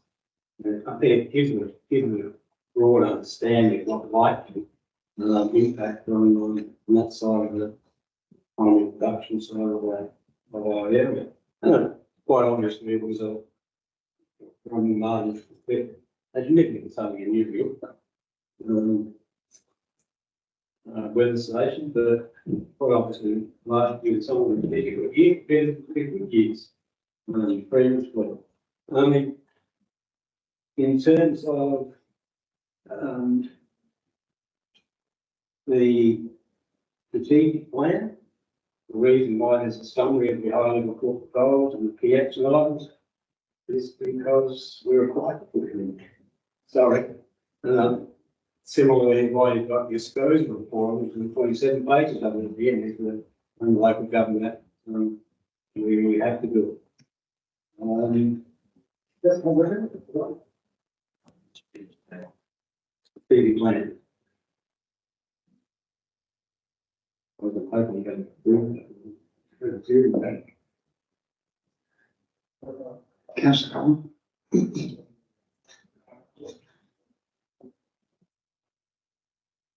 Thank you. So I've got a number of comments that had occurred to me whether we should proceed to discuss the budget or not. But when we talked about the increase in general rate revenue, we said that was driven to a large degree by an increase in rateable properties from Roseworthy. But when I do the calculation based on the increase in vacant land, it makes a difference of about $321,000 annually to the total rate revenue this year, which is going up about $2 million, I think, or around 2%, as I pointed out previously. And I think there's some issues with the way these percentages are expressed in the table. So when I work out the change in the primary producer rate, average rate, for example, it comes out at about 10.91%. Separately, I've pointed out as a curiosity how we've ended up with an increase in rateable properties for primary production. But look, broadly speaking, I think there's a number of things to work through with this, and I note that we've got until August, I think it is, for the budget to be approved. And just noting that, the EDA issue remains outstanding, which I thought was already built in the long-term financial plan when I raised it via email a few days ago. And also with the lagging data of evaluations, and, as it stands with the rate increases that are in here, a number of other issues that I have, that I just think that it might be premature for this to go to community consultation. Because once it gets to that point, it sets an expectation in the community about what council's doing. And whatever comes after that, it's very difficult to change that perception.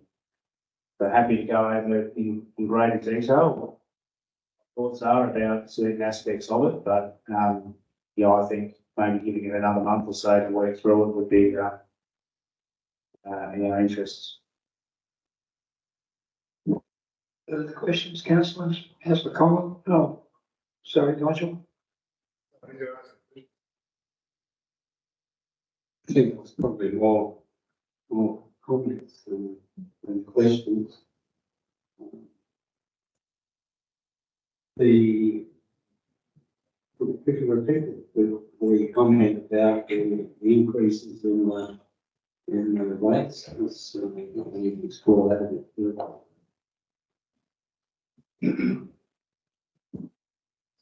Thank you. So there's various tables.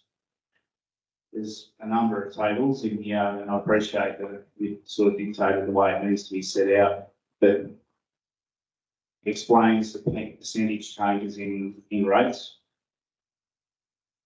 So for example, when I look at page 45, it shows an increase of 8.88% primary production rate, but when I do the calculation, I get 10.91% on the average rate, and that's based on the table, expected rates revenue, state non-expected rate revenue. And then in the statutory, what appears to be the statutory tables that are completed as an appendix, percentages are different. Again, and the percentage is quite different between different types of rateable properties. The increases are as high as 16.6% for one particular class of property. There's just a number of things I think need to work through on it. Now, the other thing I made was just around the contribution of the increase or the contribution of Roseworthy to the overall increase of rate revenue. So my calculation is that makes a difference of about 320,000 out of 2 million.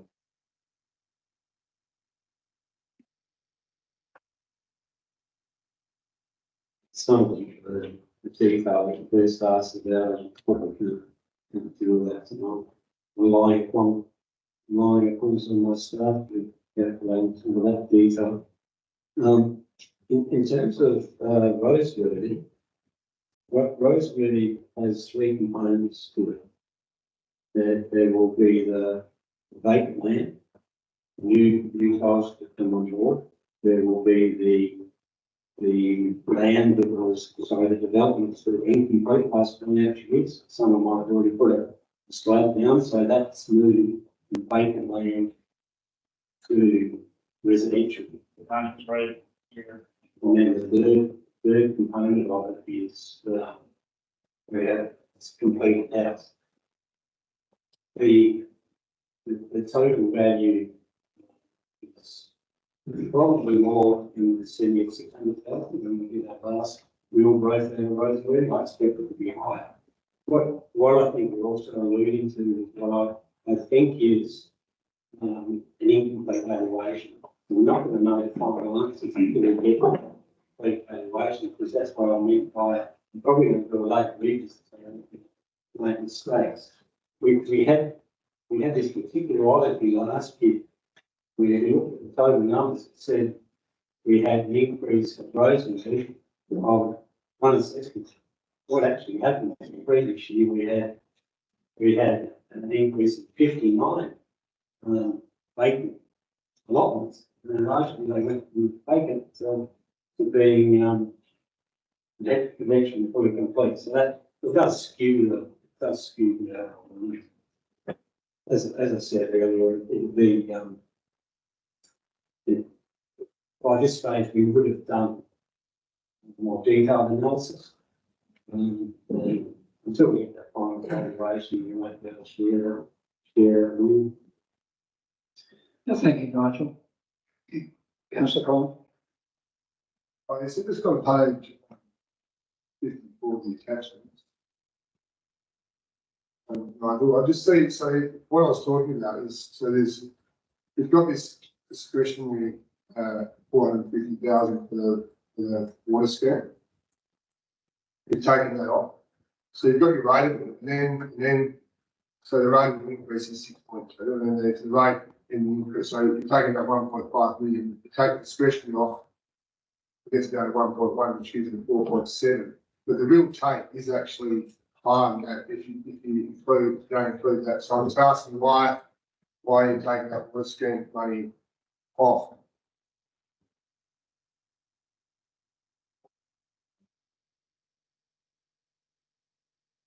Thanks, Councillor. I think I'm on the right page. When we're talking about earlier the 4.4% plus growth, That is only referring to general rates.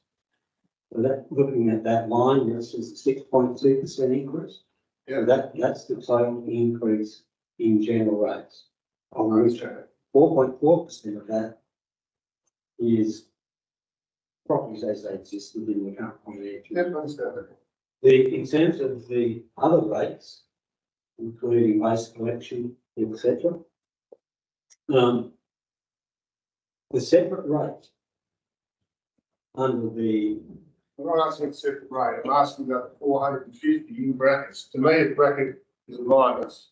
So you're taking off 450,000 discretionary. I'm just asking what that's for, please. I'm not asking anything else. I need to know something else. The first part of my answer is that the separate rate of 900,000 is applicable under the Bunyan 2 water grant. So under that arrangement, you have to declare 900,000 applied. And you only get one opportunity at financial year to declare a rate. But under the arrangements, the full rate does not apply until the scheme's operational. It's currently anticipated that it won't be operational until the end of the calendar year. So we're assuming for budget purposes that you will approve a rate rebate of 450,000 against that Bunyan 2. The members who were around with Bunyan 1, we did exactly the same thing in the final year of the Bunyan 1 scheme, 900,000 applied, but because it got paid out early in the year, we rebated the difference. Thank you, Nigel. Further questions, councillors? Councillor Connell? I've got another one. I actually said this last year that we're using exactly the same figures. I can't see why we're using figures for 2015-16 on reduction and also reduction of the areas. I asked last year, couldn't we get new figures? I noticed now we had new figures when we get the strategic plan. I just can't. Can we use that instead of using these old figures?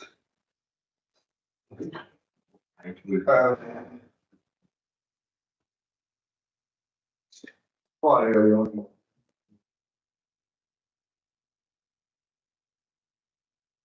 Here it is. It's on page 12. So we've got gross revenue products 1920, but so 2015 value production, 10 years ago. So, you know, I think we had, you know, it's very dated. It is keeping in every year. I don't know why I would do that. Yeah, thank you, councillor Connell.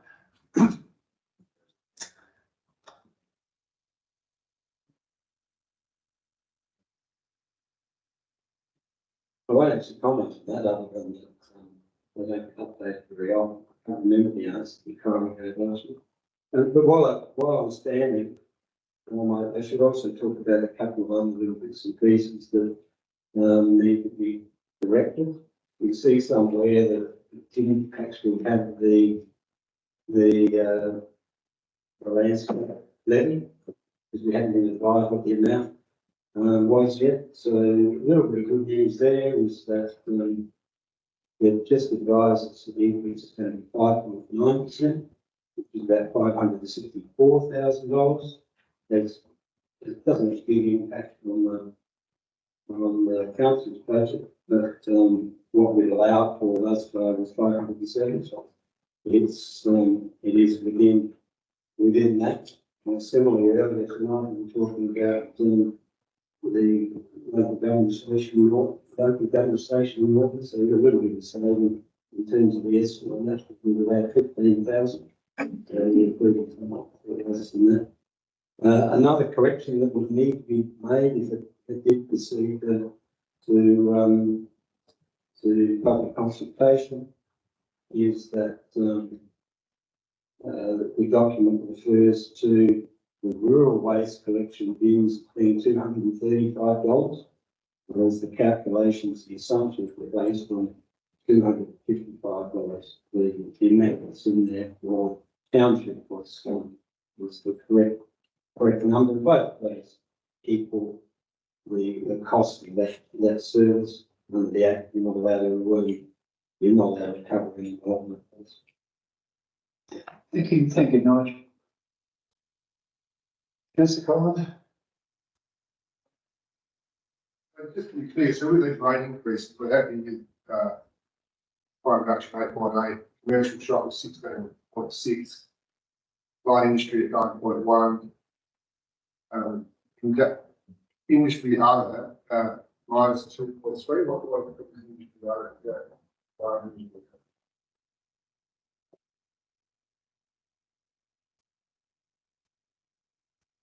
Page number, Colin? 47. 47. What you're dealing with now is the valuation. So we can have what I was talking about before in terms of 4.4% increase in rates. That's rate revenue. It's the total amount that we forecast to see. How that's distributed to ratepayers is determined by property valuation. In a general sense, residential properties across the region seem to have a level of consistent increase this year, still high. So around that sort of 13, 14 to 16, 70% increase. So ratepayers have got obviously had a 70% increase, so we end up paying more in rates to those that might only have a 30% increase. In primary production, there are significant increases in valuations, and there's also some reductions in valuation. I said at the last session, we were seeing viticulture valuations going down, and then according to the advice from the Valley General yesterday, that's pretty much based upon sales evidence. Last year, I would have reported that, interestingly, all viticulture wineries, the valuation was exactly the same as the previous year. That suggests to me that you have the evidence to make them different. But now I suspect they have some evidence. It would be worth my while providing you with the Valley General summary of what's going on in the area, but there's certainly seeing strong growth in non-viticulture, so on production. Thanks. Councillor Flavio. Would it be fair to say that through the chair, Nigel, would it be fair to say that the reduction or the stagnation of viticulture value would be based on the fact that China, for the past few years, had imposed quite significant tariffs? And those tariffs have now been lifted.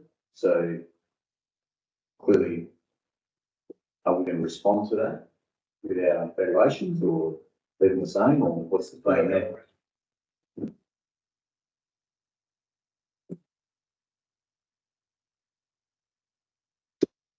Getting into an area that's not my expertise, because the value agenda goes our values. The values are supposed to be provided basically. So if there's been winery sales, property sales related to that industry, that would suggest that we're less than previous valuations. So you could only accept what that advice is. So that seems to be probably the trend in the industry. Now, this is where I'm really going at the it's not my expertise, but my understanding is that there is significant volumes of wine in storage. And it's going to be something like a couple of years before the effect of the elimination of those tariffs are actually going to be felt in the industry. Probably more talking about pulling the vines out and waiting for that. Thank you, Nigel. I think there's a bit of pushback as well with the Chinese market. The Australian viticulture industry lost a lot of ground to other countries who pushed their wine into what was fundamentally a big part of our market. The other countries have taken that ground from us, so we've got a big job ahead of us to regain that particular. I guess what what I'm looking at is that the valuation changes in viticulture seem quite slow to react, whereas in primary production, it seems quite dynamic. You know, you've only got to have a couple of good years in production and bang, you know, that becomes the new norm. That's not always the case, obviously. Yeah, I know, yeah, but the point I was making actually wasn't about valuation, because what the production increased 18.48%, and the increase in rates is 8.8. So I'm talking about you're talking about the rate of the dollar, I'm talking about the average rate paid by land increase. Yeah, as a council, we're going to be happy, but I think the commercial shop's a typo, because I see that they're when it's up here, their commercial shop increased to 11.9, when it's down here, it's with a minus 10, and it's 16. 6.2, I don't know how that works, but if you do the minus 10 on every time on private production, they're going down. But I don't think as a price producer, I'm representing, I don't think they're going to be too happy if this goes, when they see this public, are going to be happy with the rate increase across the board, that much with the service, with the supply. I'm supporting that period increase private production. Thanks, Councillor Collins. Further questions, councillors? Councillor Michael? Probably got a lot of other comments, but so the reduction in the rate of the dollar is intended to ameliorate the changes in valuations. That's the way I see it. But the rudimentary calculation suggests that what we're seeing, having done that, is that the reduction in the rate of the dollar is not enough to offset the changes in valuation. Is that not the issue that we're saying?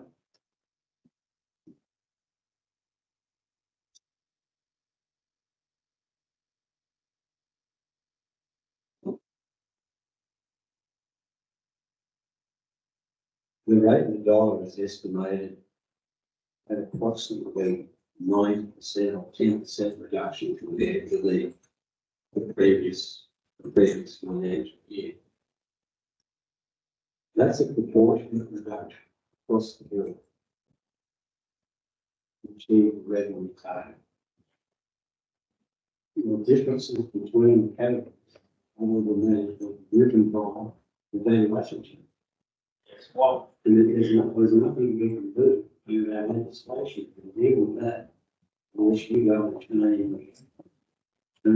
the rate of the dollar. You go minus 12 to equal individual. You'll get significant unhappy circumstances with that as well. If you're going to reduce one, another category will happen. Thank you, Nigel. Councillor Michael?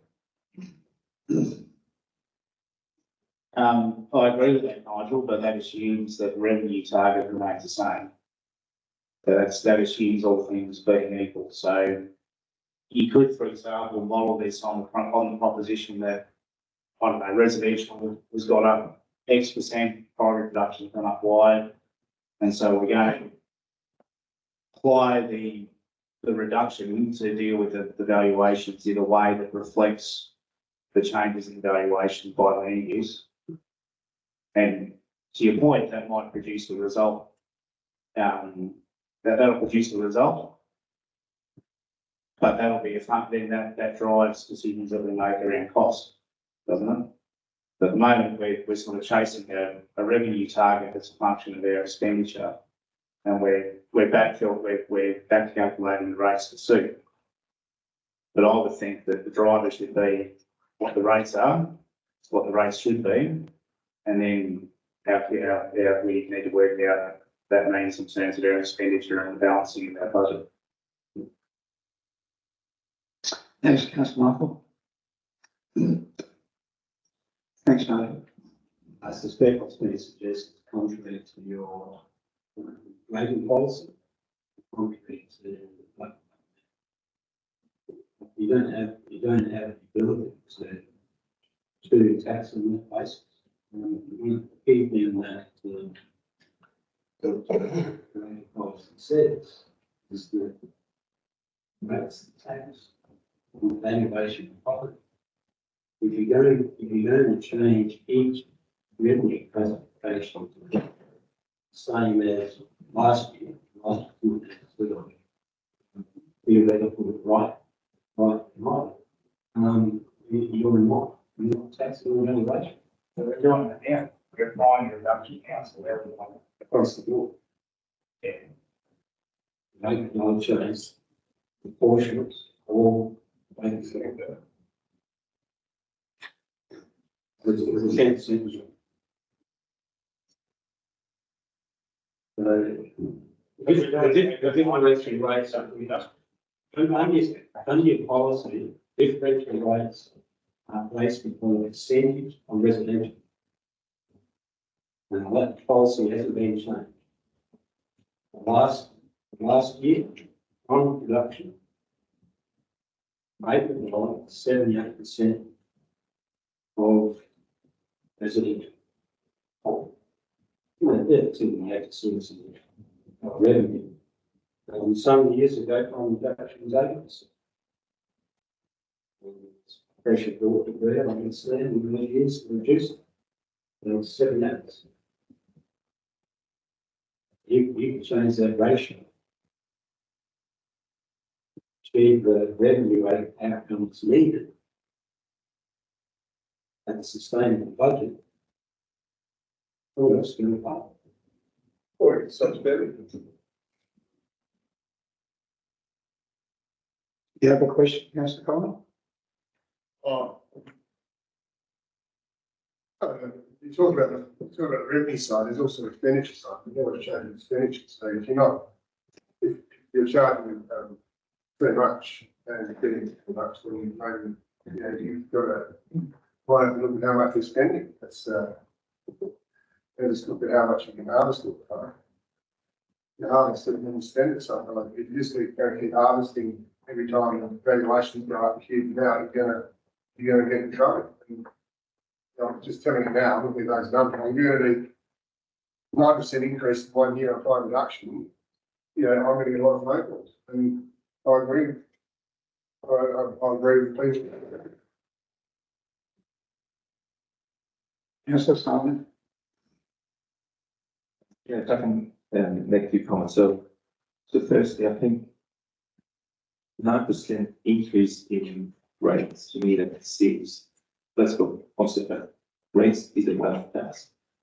Collectively, the ratepayers of Life Insurance Council just got roughly $860 million richer by the increase of the valuation. So that's a lot of money, whereas 9% increase in the tax and rates or any wealth tax, amounts maybe $450 or whatever is average.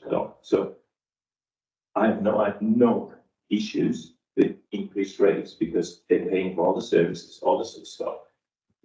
And people get more wealthy, so let's pay more rates. I have no issue with that.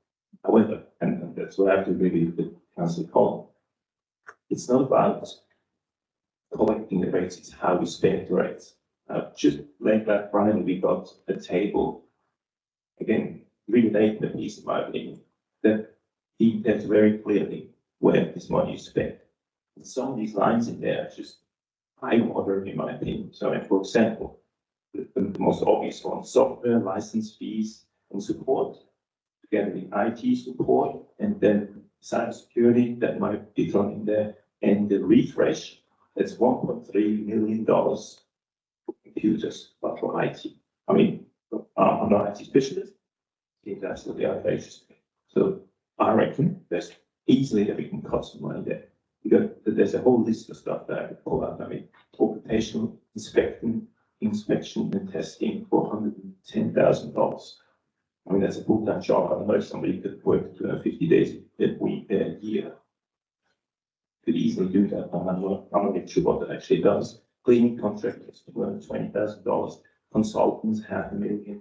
Legal fees, $200,000. So it's not the increase in the rates that bothers me at all.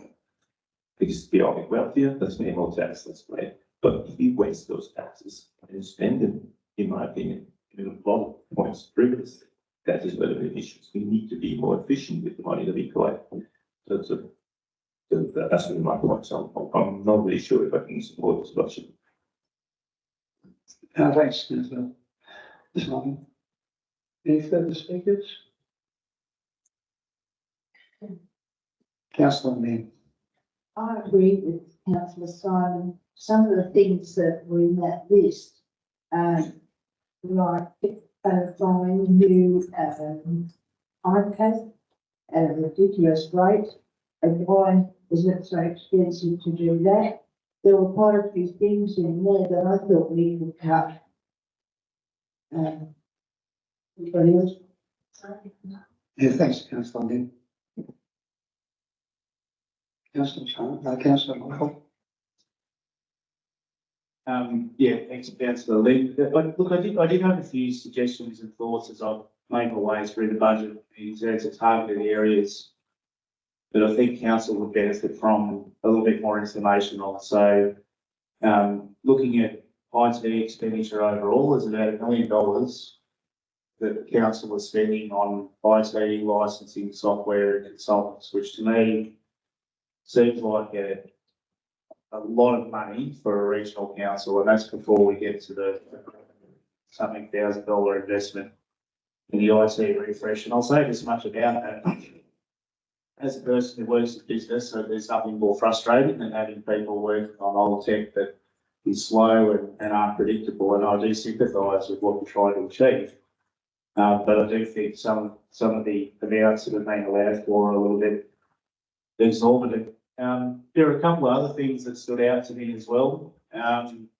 So we've got an arrangement with a private company to operate the Kapunda pool, and it appeared to me that that's costing us somewhere around $200,000 per year, if I've got that figure correctly. I think we should also consider how we're operating and running financing the Hewett Centre. I think it would be worthwhile to receive some further information on what the cost of owning and maintaining council's fleet of road construction equipment is, and I've raised this issue previously in the chamber, and there's considerable amounts of capital expenditure attached to that going forward. There's interest, and there's also the cost of personnel, and I'm not convinced that the council is best placed to be self-delivering some of that work itself, or I remain unconvinced.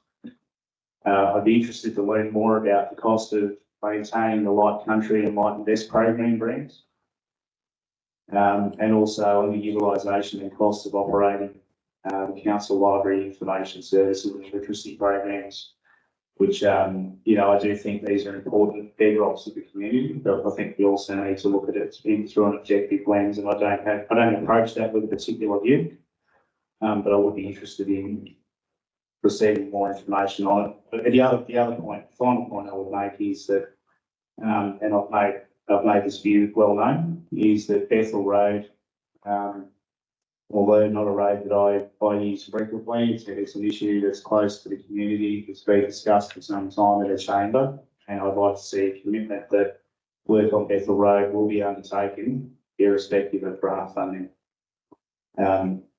So those are a few of my comments, and I think the rates need to be looked at a little more closely, and the rates are a function of all of these things that we're talking about.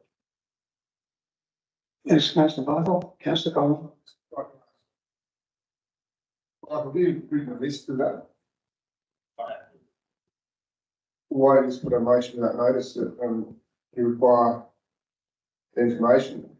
Then at least it's minute, and then rather than sitting here, we've heard of it, I can't remember at all. Maybe if we put it up as a motion, I'd be dead set.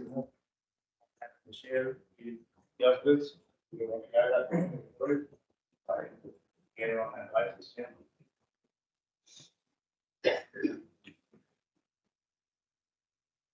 Do we need to put this to a vote in the first area, or should we be okay? Do we need to put this to a vote first, because it would be a fairly substantial amendment?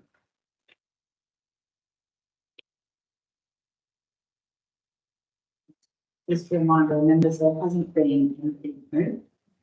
So there's no motion. I think it's making that Amendment. motion.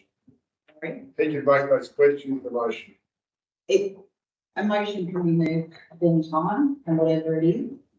This is just a recommendation. What you're suggesting, I don't think has anything to do with bringing what you're saying into there unless, I suppose just clarity on what it is that everyone's trying to achieve. Yeah, I think, Richard might want to make a comment. Thank you. But I don't think it matters too much what the motion is at the moment. I think the key thing for us is that our aim tonight is to make some decisions, so it's very clear to all of us what we're looking to achieve. And without, I'm not dismissing anything at all, but noting that there's only been a few matters raised in terms of Pundapool, Hewitt Centre, Light Country, Light Invest, Bethel Road. Is the next stage a further workshop on this? And the reason I say that is I'm hearing commentary in relation to, computer and IT, and, is there a need for further explanation on what these individual costs are? Because obviously what you're seeing is aggregated costs distinct from individual costs of certain components and licensing that actually makes it up. I know that the effort that has gone through in making the expenses as lean as we can without impacting on the services, which you've just committed to in your strategic plan. We've just said, these are all the services we want to keep doing. So we've got to work out a way how we're going to do that. So my only suggestion is, do we need a motion that better reflects what we now need to do as a group, which might well be coming together for a further workshop to actually bring this together? Because the concern would be if we come back and talk about the Pundapool or the Hewitt Centre or any of the other components, at the end of the day, the work that goes into the rates modelling and the expenditure and trying to match them together to present a sustainable budget, that's one that is enduring over the life of the long-term financial plan, is I think where we need to be. And I think I'm hearing we're not quite there from elected members at the moment. We've got to find a way to get there. I'm not convinced that the motion, as you put, does that, but I think there might be another way that we need to go. Yeah, thank you, Richard. I think you nailed it. I think perhaps the workshop is a fair outcome. Yes, I'd like to move that we have a workshop on this issue and flesh it out in one whole section and do it in a workshop in the future. Workshop with the components of our. Yes, yes, yes. We have a motion on the floor, Councillor Nigel. Oh. He's back. I'm saying you're right.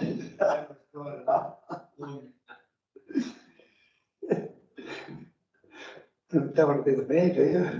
Not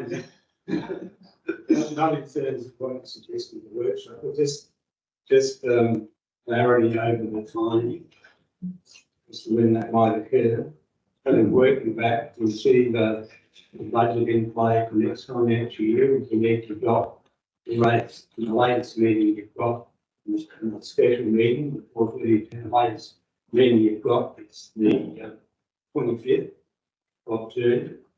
Working back from there, 2 weeks before that, you have the process of referring the post-consultation version and this is planned to the audit risk committee. You need to achieve that by then. To do that, you need results from the public consultation. Some of that, you have to have a 21-day consultation period. That's got specific legal advertising. basically it takes us about 4 weeks to get that happening. But the point I'm trying to make is you have very, very little time between now and when we have to kick off that public consultation, preferably by very early next month, to be having not only discussions about how to work, but us actually doing further analysis that you need to have. I thought the budget had been set in August. There's an absolute late date. You need to have a budget in terms of extraordinary circumstances, but the idea of budget having in play for financial years that we can best operation.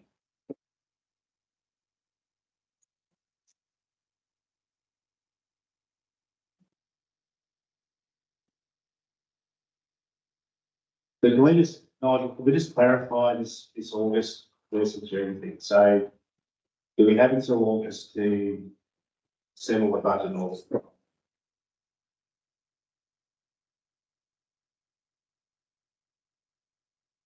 The Act says in advance of the financial year to which it relates, then it is under extraordinary circumstances a late date.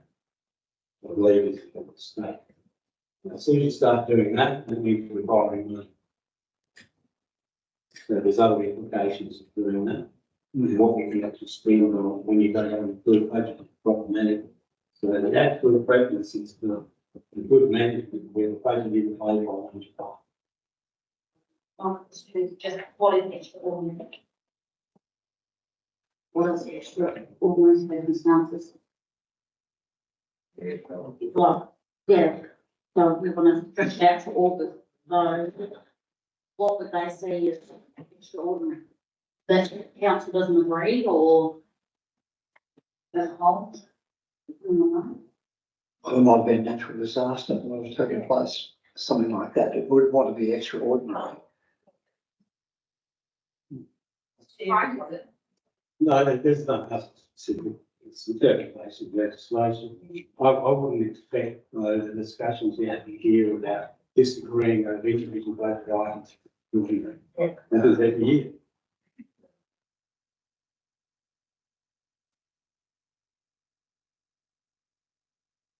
Nigel, could you expand a bit more on what the operational problems would be if we didn't pass the budget by the 1st of July?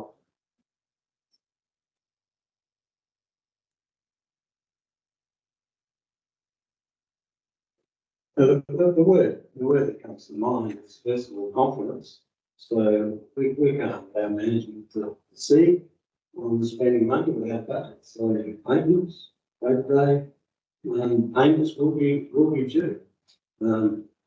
Example that comes up the top of my head is a significant software license fee. It's due on the 3rd of July.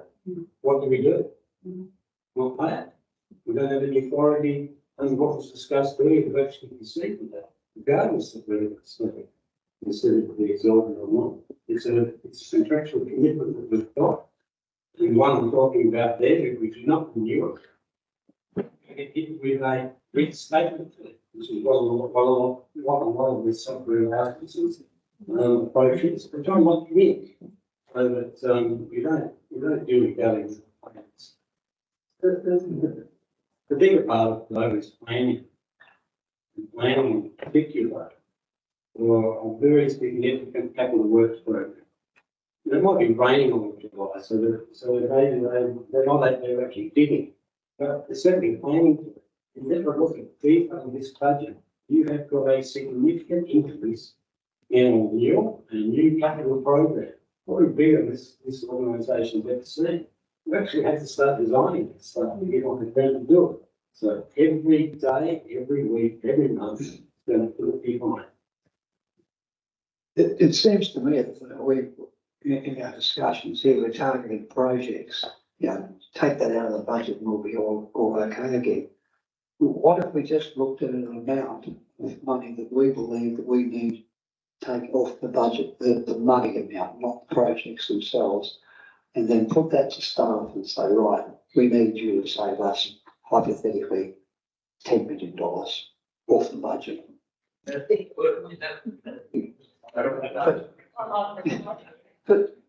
I mean, where do you go? I mean, we're nitpicking, saying, oh, this is the Kapunda pool, let's do this about that, you know, this is petty cash almost in terms of a $25 million budget. We're just going nowhere.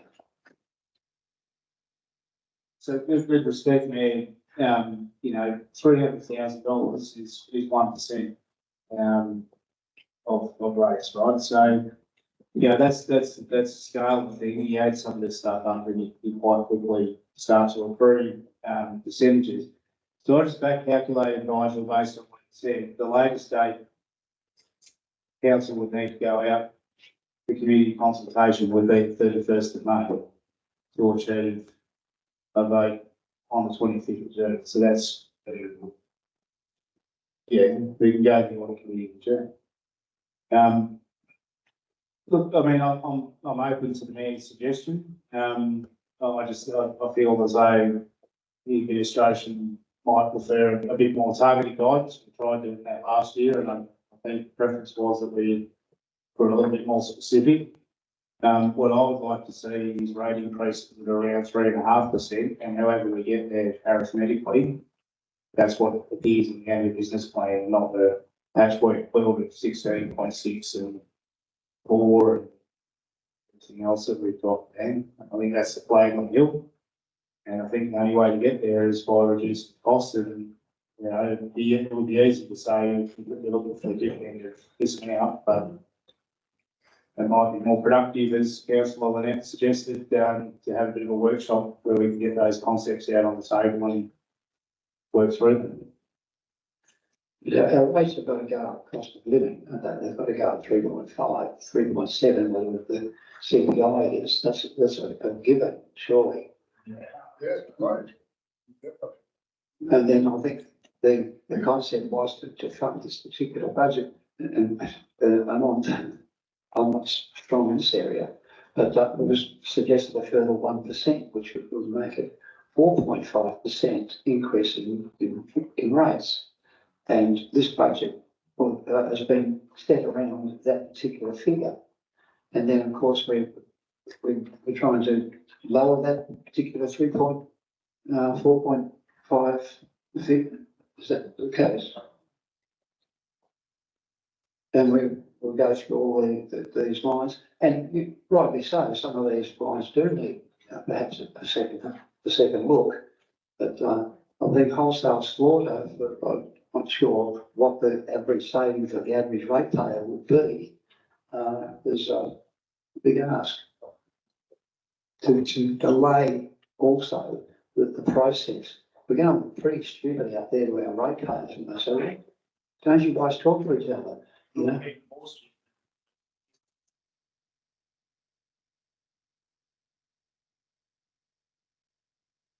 But that happens every year on the basis of property values. But it's the values of the properties that make that difference. Well, we do though, and we're setting it.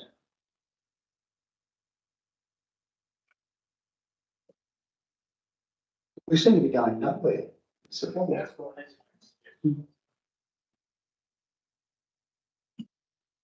All right, yeah, if you're on, I'll just reiterate what I said, much earlier. Long-term financial plan sets a target. Target is intended to be a sustainable target. A sustainable target has financial aspects to it.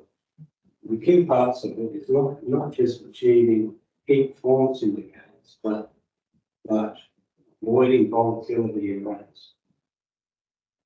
The sort of increase between proposed and this plan is not a significant rate increase in terms of what's happening in the rest of the local government, because we're all being heavy with significant increases in cost. The other aspect I spoke about previously in terms of that target was that in developing the detailed budget which you have, we haven't actually balanced up that deep in the target. Where have they got? I'm hoping it will be made up partly by further real growth in property owners will come forward over the next little while. But we also have to deal with further looking at the cost side of our operations, which we have done as budget. Now, if you put another percent on top of that, that will make it extremely difficult. I'd be surprised. The overall reduction in rate revenue from 4.5% to 3.5% will not change that volatility in percentages, which is caused by property valuation between categories. You might reduce it slightly, but it's not going to change the significant differences. If you want to reduce one, you'll get caught up somewhere else, which even overall net revenue. That's what the rating taxing system is all about. It says the property values to be the driver for the revenue. Recall I presented you with where you are at in terms of your level of rating, the benchmarking, done this for a number of years. You are a low rating council. To continue to be sustainable, you at least need to have a reasonable level of increase. Well, that's a good point you make, Councillor Nigel, sorry. We had the Clare and Gilbert Valley Council come down, I think it was last Friday, including them there, because they are unsustainable. They came down to talk with our council, our council staff, to find out how we do it, because we are sustainable. There's a big difference. And we don't want to get to that unsustainable stage either, but we also don't want to be the highest rated council in the state either. And we're nowhere near it. In fact, all the information I've seen around the place is well over the predicted, what we were predicting, with the 1%, which would seem to be the debatable point. CPIs are given, so 3.5 there to start with, and the 1% was the percentage point that was going to be debated, and that's fair enough. Whether we put that on or take that off, but we seem to have gone away from that, and we've gone into some other landscape, talking about back to projects again now, which is still not going to bring down our individual rate to any great extent. And most of these are massive project condemnation. Mr. Mayor, I'd like to put the motion and see if you can get a seconder on what I've put up there for a workshop. Thank you, Councillor Nett, you're quite right.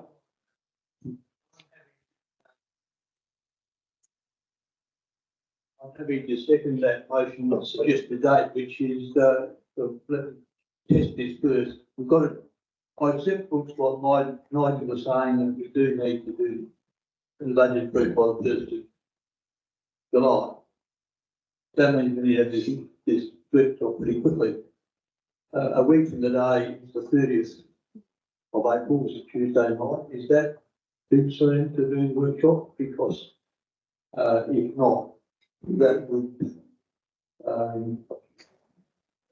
probably still enable us to achieve the budget by the 1st of July.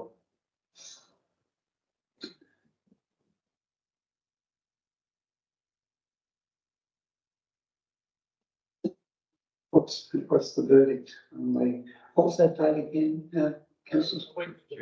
A week from today. It's 30th April. I think firstly, the motion that is put there, we would probably be best doing this as a special meeting, where we could suspend our meeting procedures to actually enable discussion. But equally, I think what Nigel is saying is that if a decision is then made, or if a decision is needed to be made, it can be made on the night, where we can move ahead with it. I'm just trying to picture how the night goes. because I think there's a significant amount of work, if there are significant changes, but, and I'm not quite sure whether we actually get to a recommendation. Ultimately, the recommendation we would want to be next Tuesday night would be, the one that was published in the budget, but obviously the numbers, et cetera, would look a bit different, I think is what I'm hearing.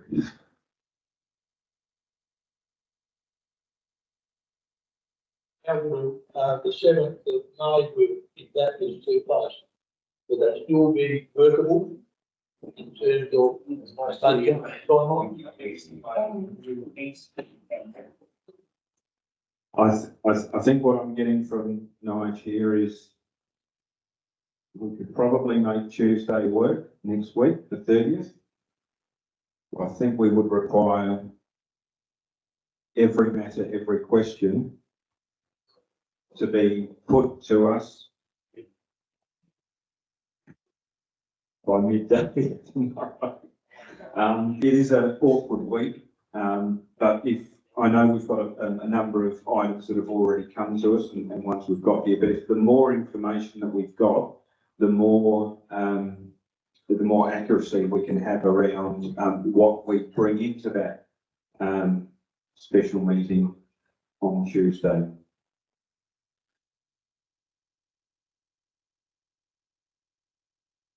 We're okay with that?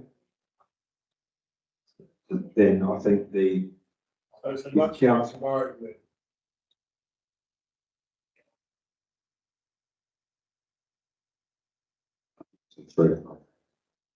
We do have a seconder for that motion, too, by the way, councillor Dean.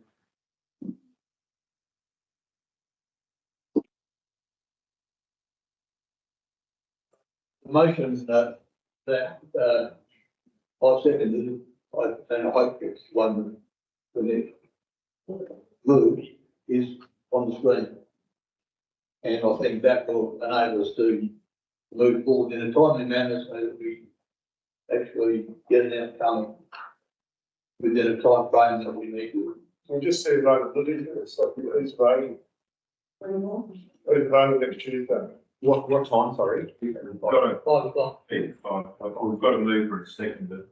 Well, this, yeah, this, we gotta change it, because if Michael's not there, then we later he's setting more stuff in. You know, we might be wasting our time, but what day are you available next week? I'm away most of next week. Interstate, will be a time. And we could postpone a week, but We're just, sorry, so the same. So I guess just to pick up on Richard's point, just a little bit worried about the special meeting, whether or not we're going to end up in the same position. I feel like at least a workshop, it's sort of, there might be, I know we can't make decisions in workshops, but at least there could be some common ground on what the assumptions and outcomes might look like. And I just worry that if it's a special meeting based on a whole lot of email traffic, that we might end up in a situation where, with the best of intentions, looking to make a decision, but we don't end up making one. That could happen. Yeah, But at least you're within the framework of the special meeting. Yeah. To do it, that's all. Yeah. You don't have to, yeah, but you've got the structure to it. yeah. Okay. So I'm not available on the 30th, but I'll be available on the following week on a Tuesday. Flexible with time, if we want to do it during the day or whatever, but yeah. Oh, I'd be available next week, but not that day. We'll go there. I'll go check. Michael, are you available on the 30th of later, so just after the 7th, would that? No, I'm in dark. Oh, you done. Not that day. We'll go there. I'll go check. Michael, are you available on the 30th of later, so just after the 7th, would that? No, I'm in dark. Oh, you done. Follow.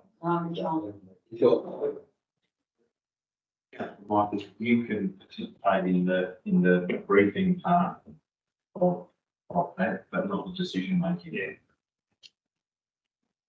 it may be the decision we make, would be to, take into account what we discussed at the meeting and then push that at a later meeting.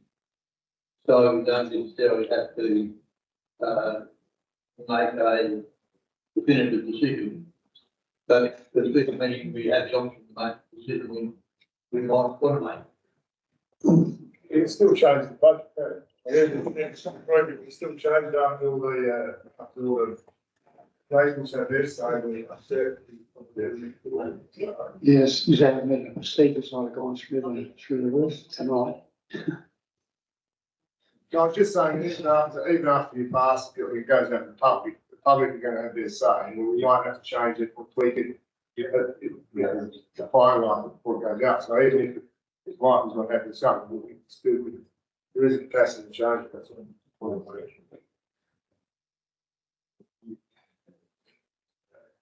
There was a recommendation up on the screen, councillors. That's motion, actually, not a recommendation anymore. Motion without notice. I'll put that motion without notice. If there's any further, no further comment? All those in favour?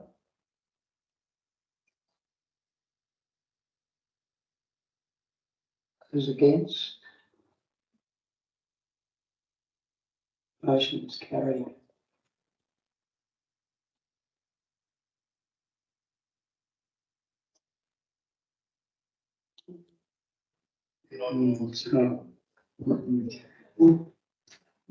It's after 7:30, council, so I think, under the Act, I think we need to, or our meeting procedures, we need to break. We don't need to break. What we usually do, yeah, oh,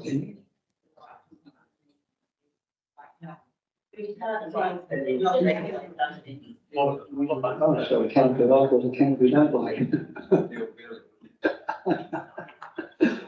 I think we've got a reasonable amount of business still to conduct. That's what I'm concerned about. May I make a suggestion? We want to find out whether lunch that is actually written before we break. Oh, absolutely. Often take 5, 10, 15 minutes, so we might as well use that time. Yeah, because we've still got quite a bit of business to transact. Yeah, yes, we would. Okay, I think someone's gone out to check on my check the chef. Yes, as we can move on, and I think the next item on our agenda is the 13.9 infrastructure asset management plan, road assets update.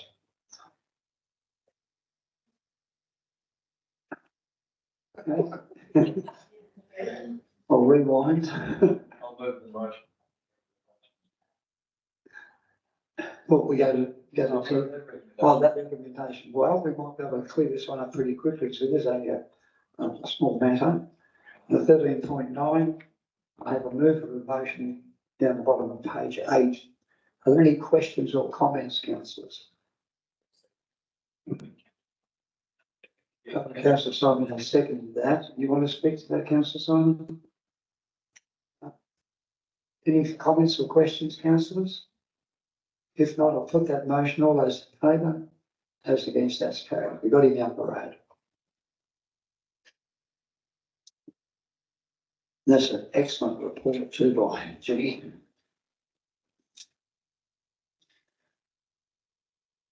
We might be able to skip through this next one too if there's not too many questions. It's the River Road roundabout infrastructure deed. Move the motion. Thanks, Councillor Fabio. Do you want to speak to it? Do we have a seconder for this motion? Yes. Councillor Collins, want to speak to it, Councillor Collins? Why not? I think we've just got to get on with it, it's been there on the, been sitting around for a while, I think we should hopefully get it done sooner rather than later. Yeah, fair comment. I had a long chat to Ashton Hearn about it during the week, as a matter of fact.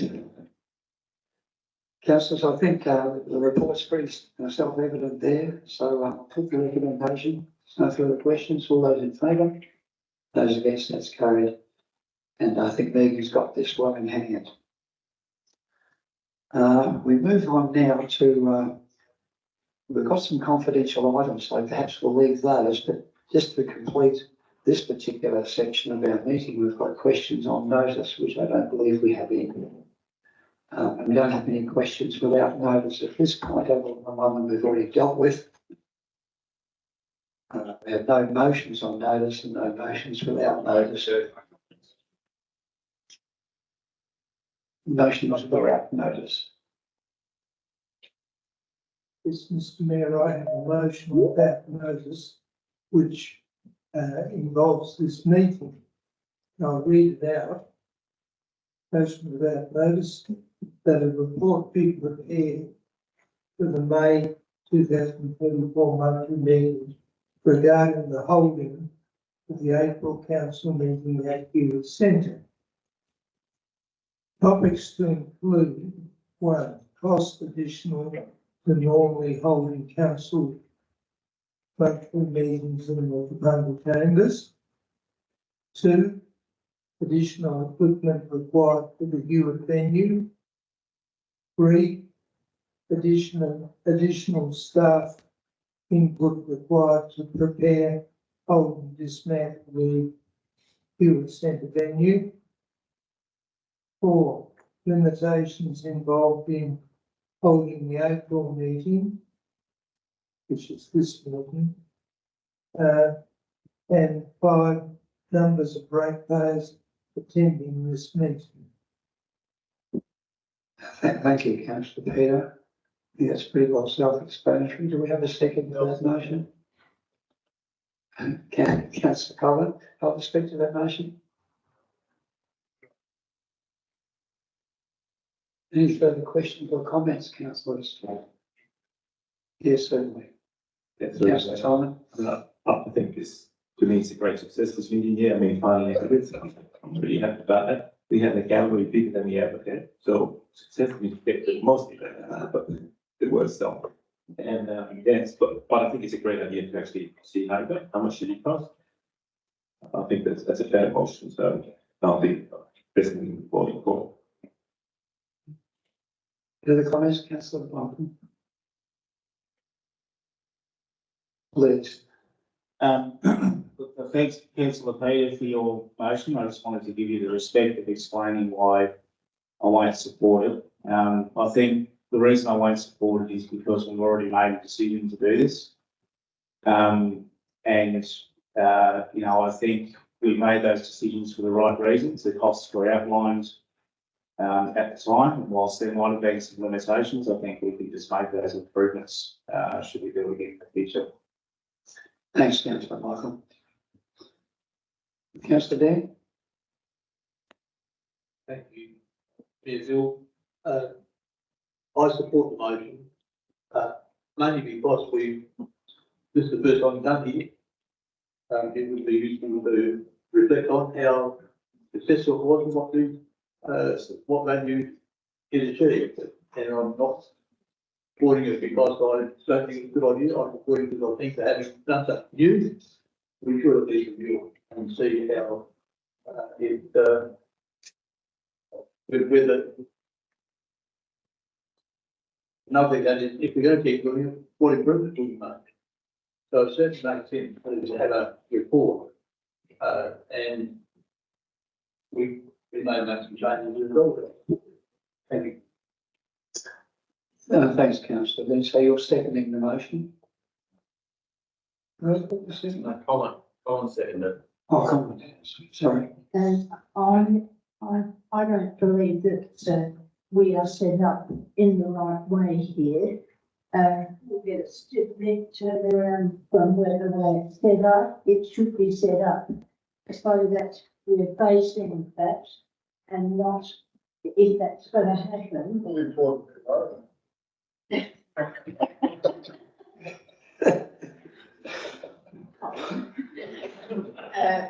And I won't support it anyhow.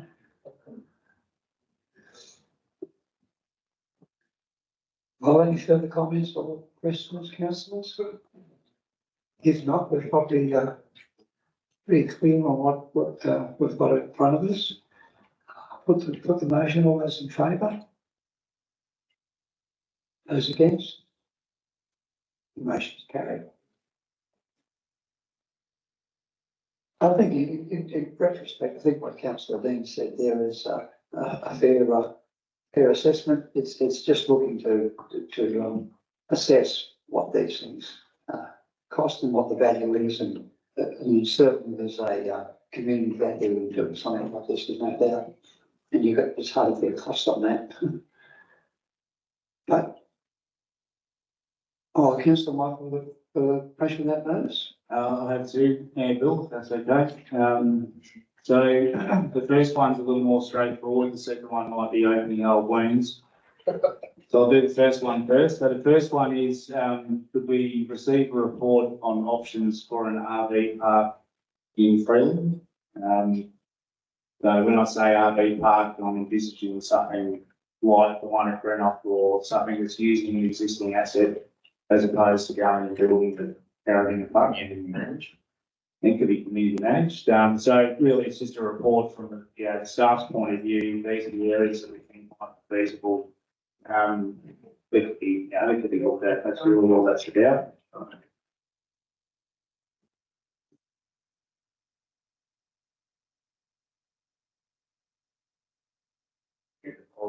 I'll second that. Would you like to speak on that, councillor? I think it's a great initiative. That's it. I think it's a great initiative, particularly if we can get community involvement as they have done in Greenock, which has been a sort of successful business strategy or model. I think it's it's a good idea, and if there's an appetite there for it, and it's reasonably low cost to deliver, I think it's great. I guess my question would be if we asked the community whether they wanted it or not. Just bearing in mind that the RV park at Greenock is community managed. Right. Yes, I'm on that committee, and they say, yes, that'd be good as long as council paid for it. And that's their attitude, because because of the hiring the use of the toilets in the actual West Park building. We've been down that track as a committee, but if council want to pay for it, pay for it.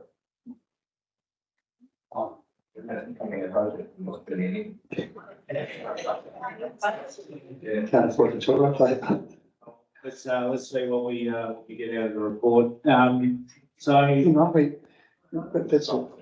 Let's put the motion first. We've got a motion up there. I've got a move from I had a second, I think, Mr. Fabio. Any speakers for or against? Comments? Put the motion. All those in favour? Motion's carried.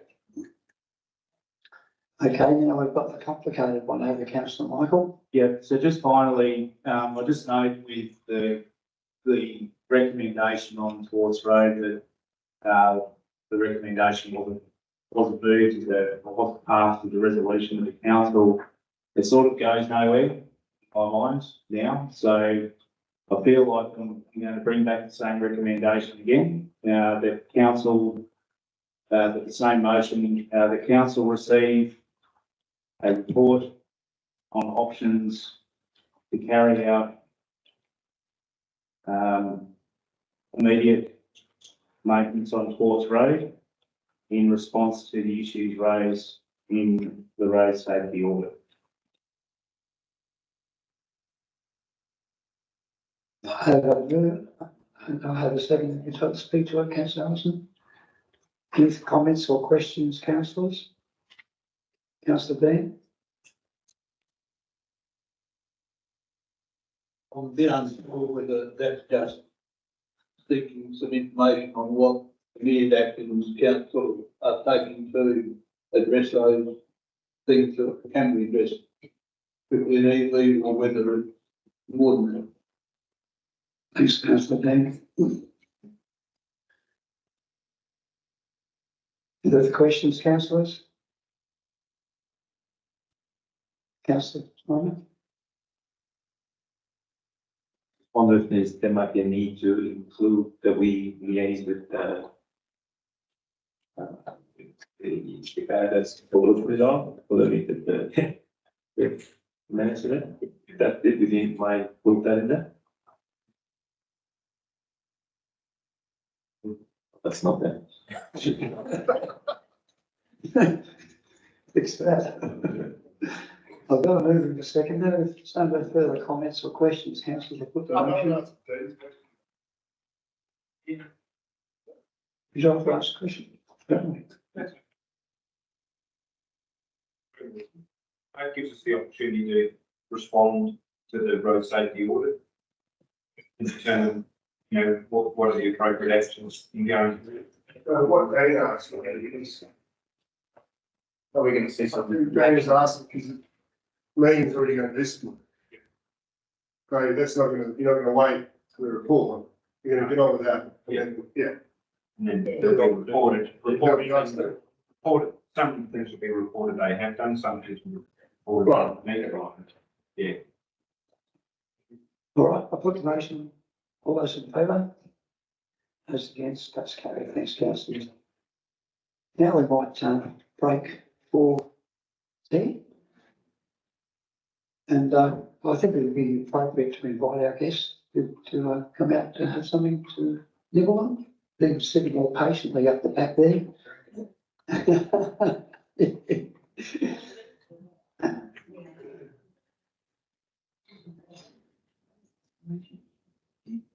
I need a motion that we, Councillor Michael, all those in favour?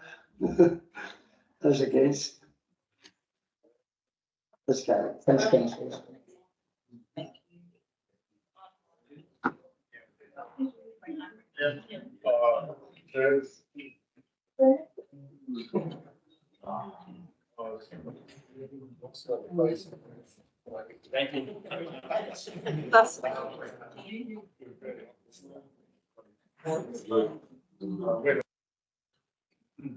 Thank you, councillors. Hope you enjoyed your dinner as much as I did. Through some rain, it doesn't get much better, does it? Councillors, we now move to section 18 of our council meeting tonight. It's the confidential items. The first item is the ARC 12.1 strategic and prudential report. Could I have someone move that we go into confidential section of section 90 of local government? Thanks, councillor Head and councillor Ben. Any comments or questions? If not, I'll put that recommendation. All those in favour? Those against? Thanks, councillors.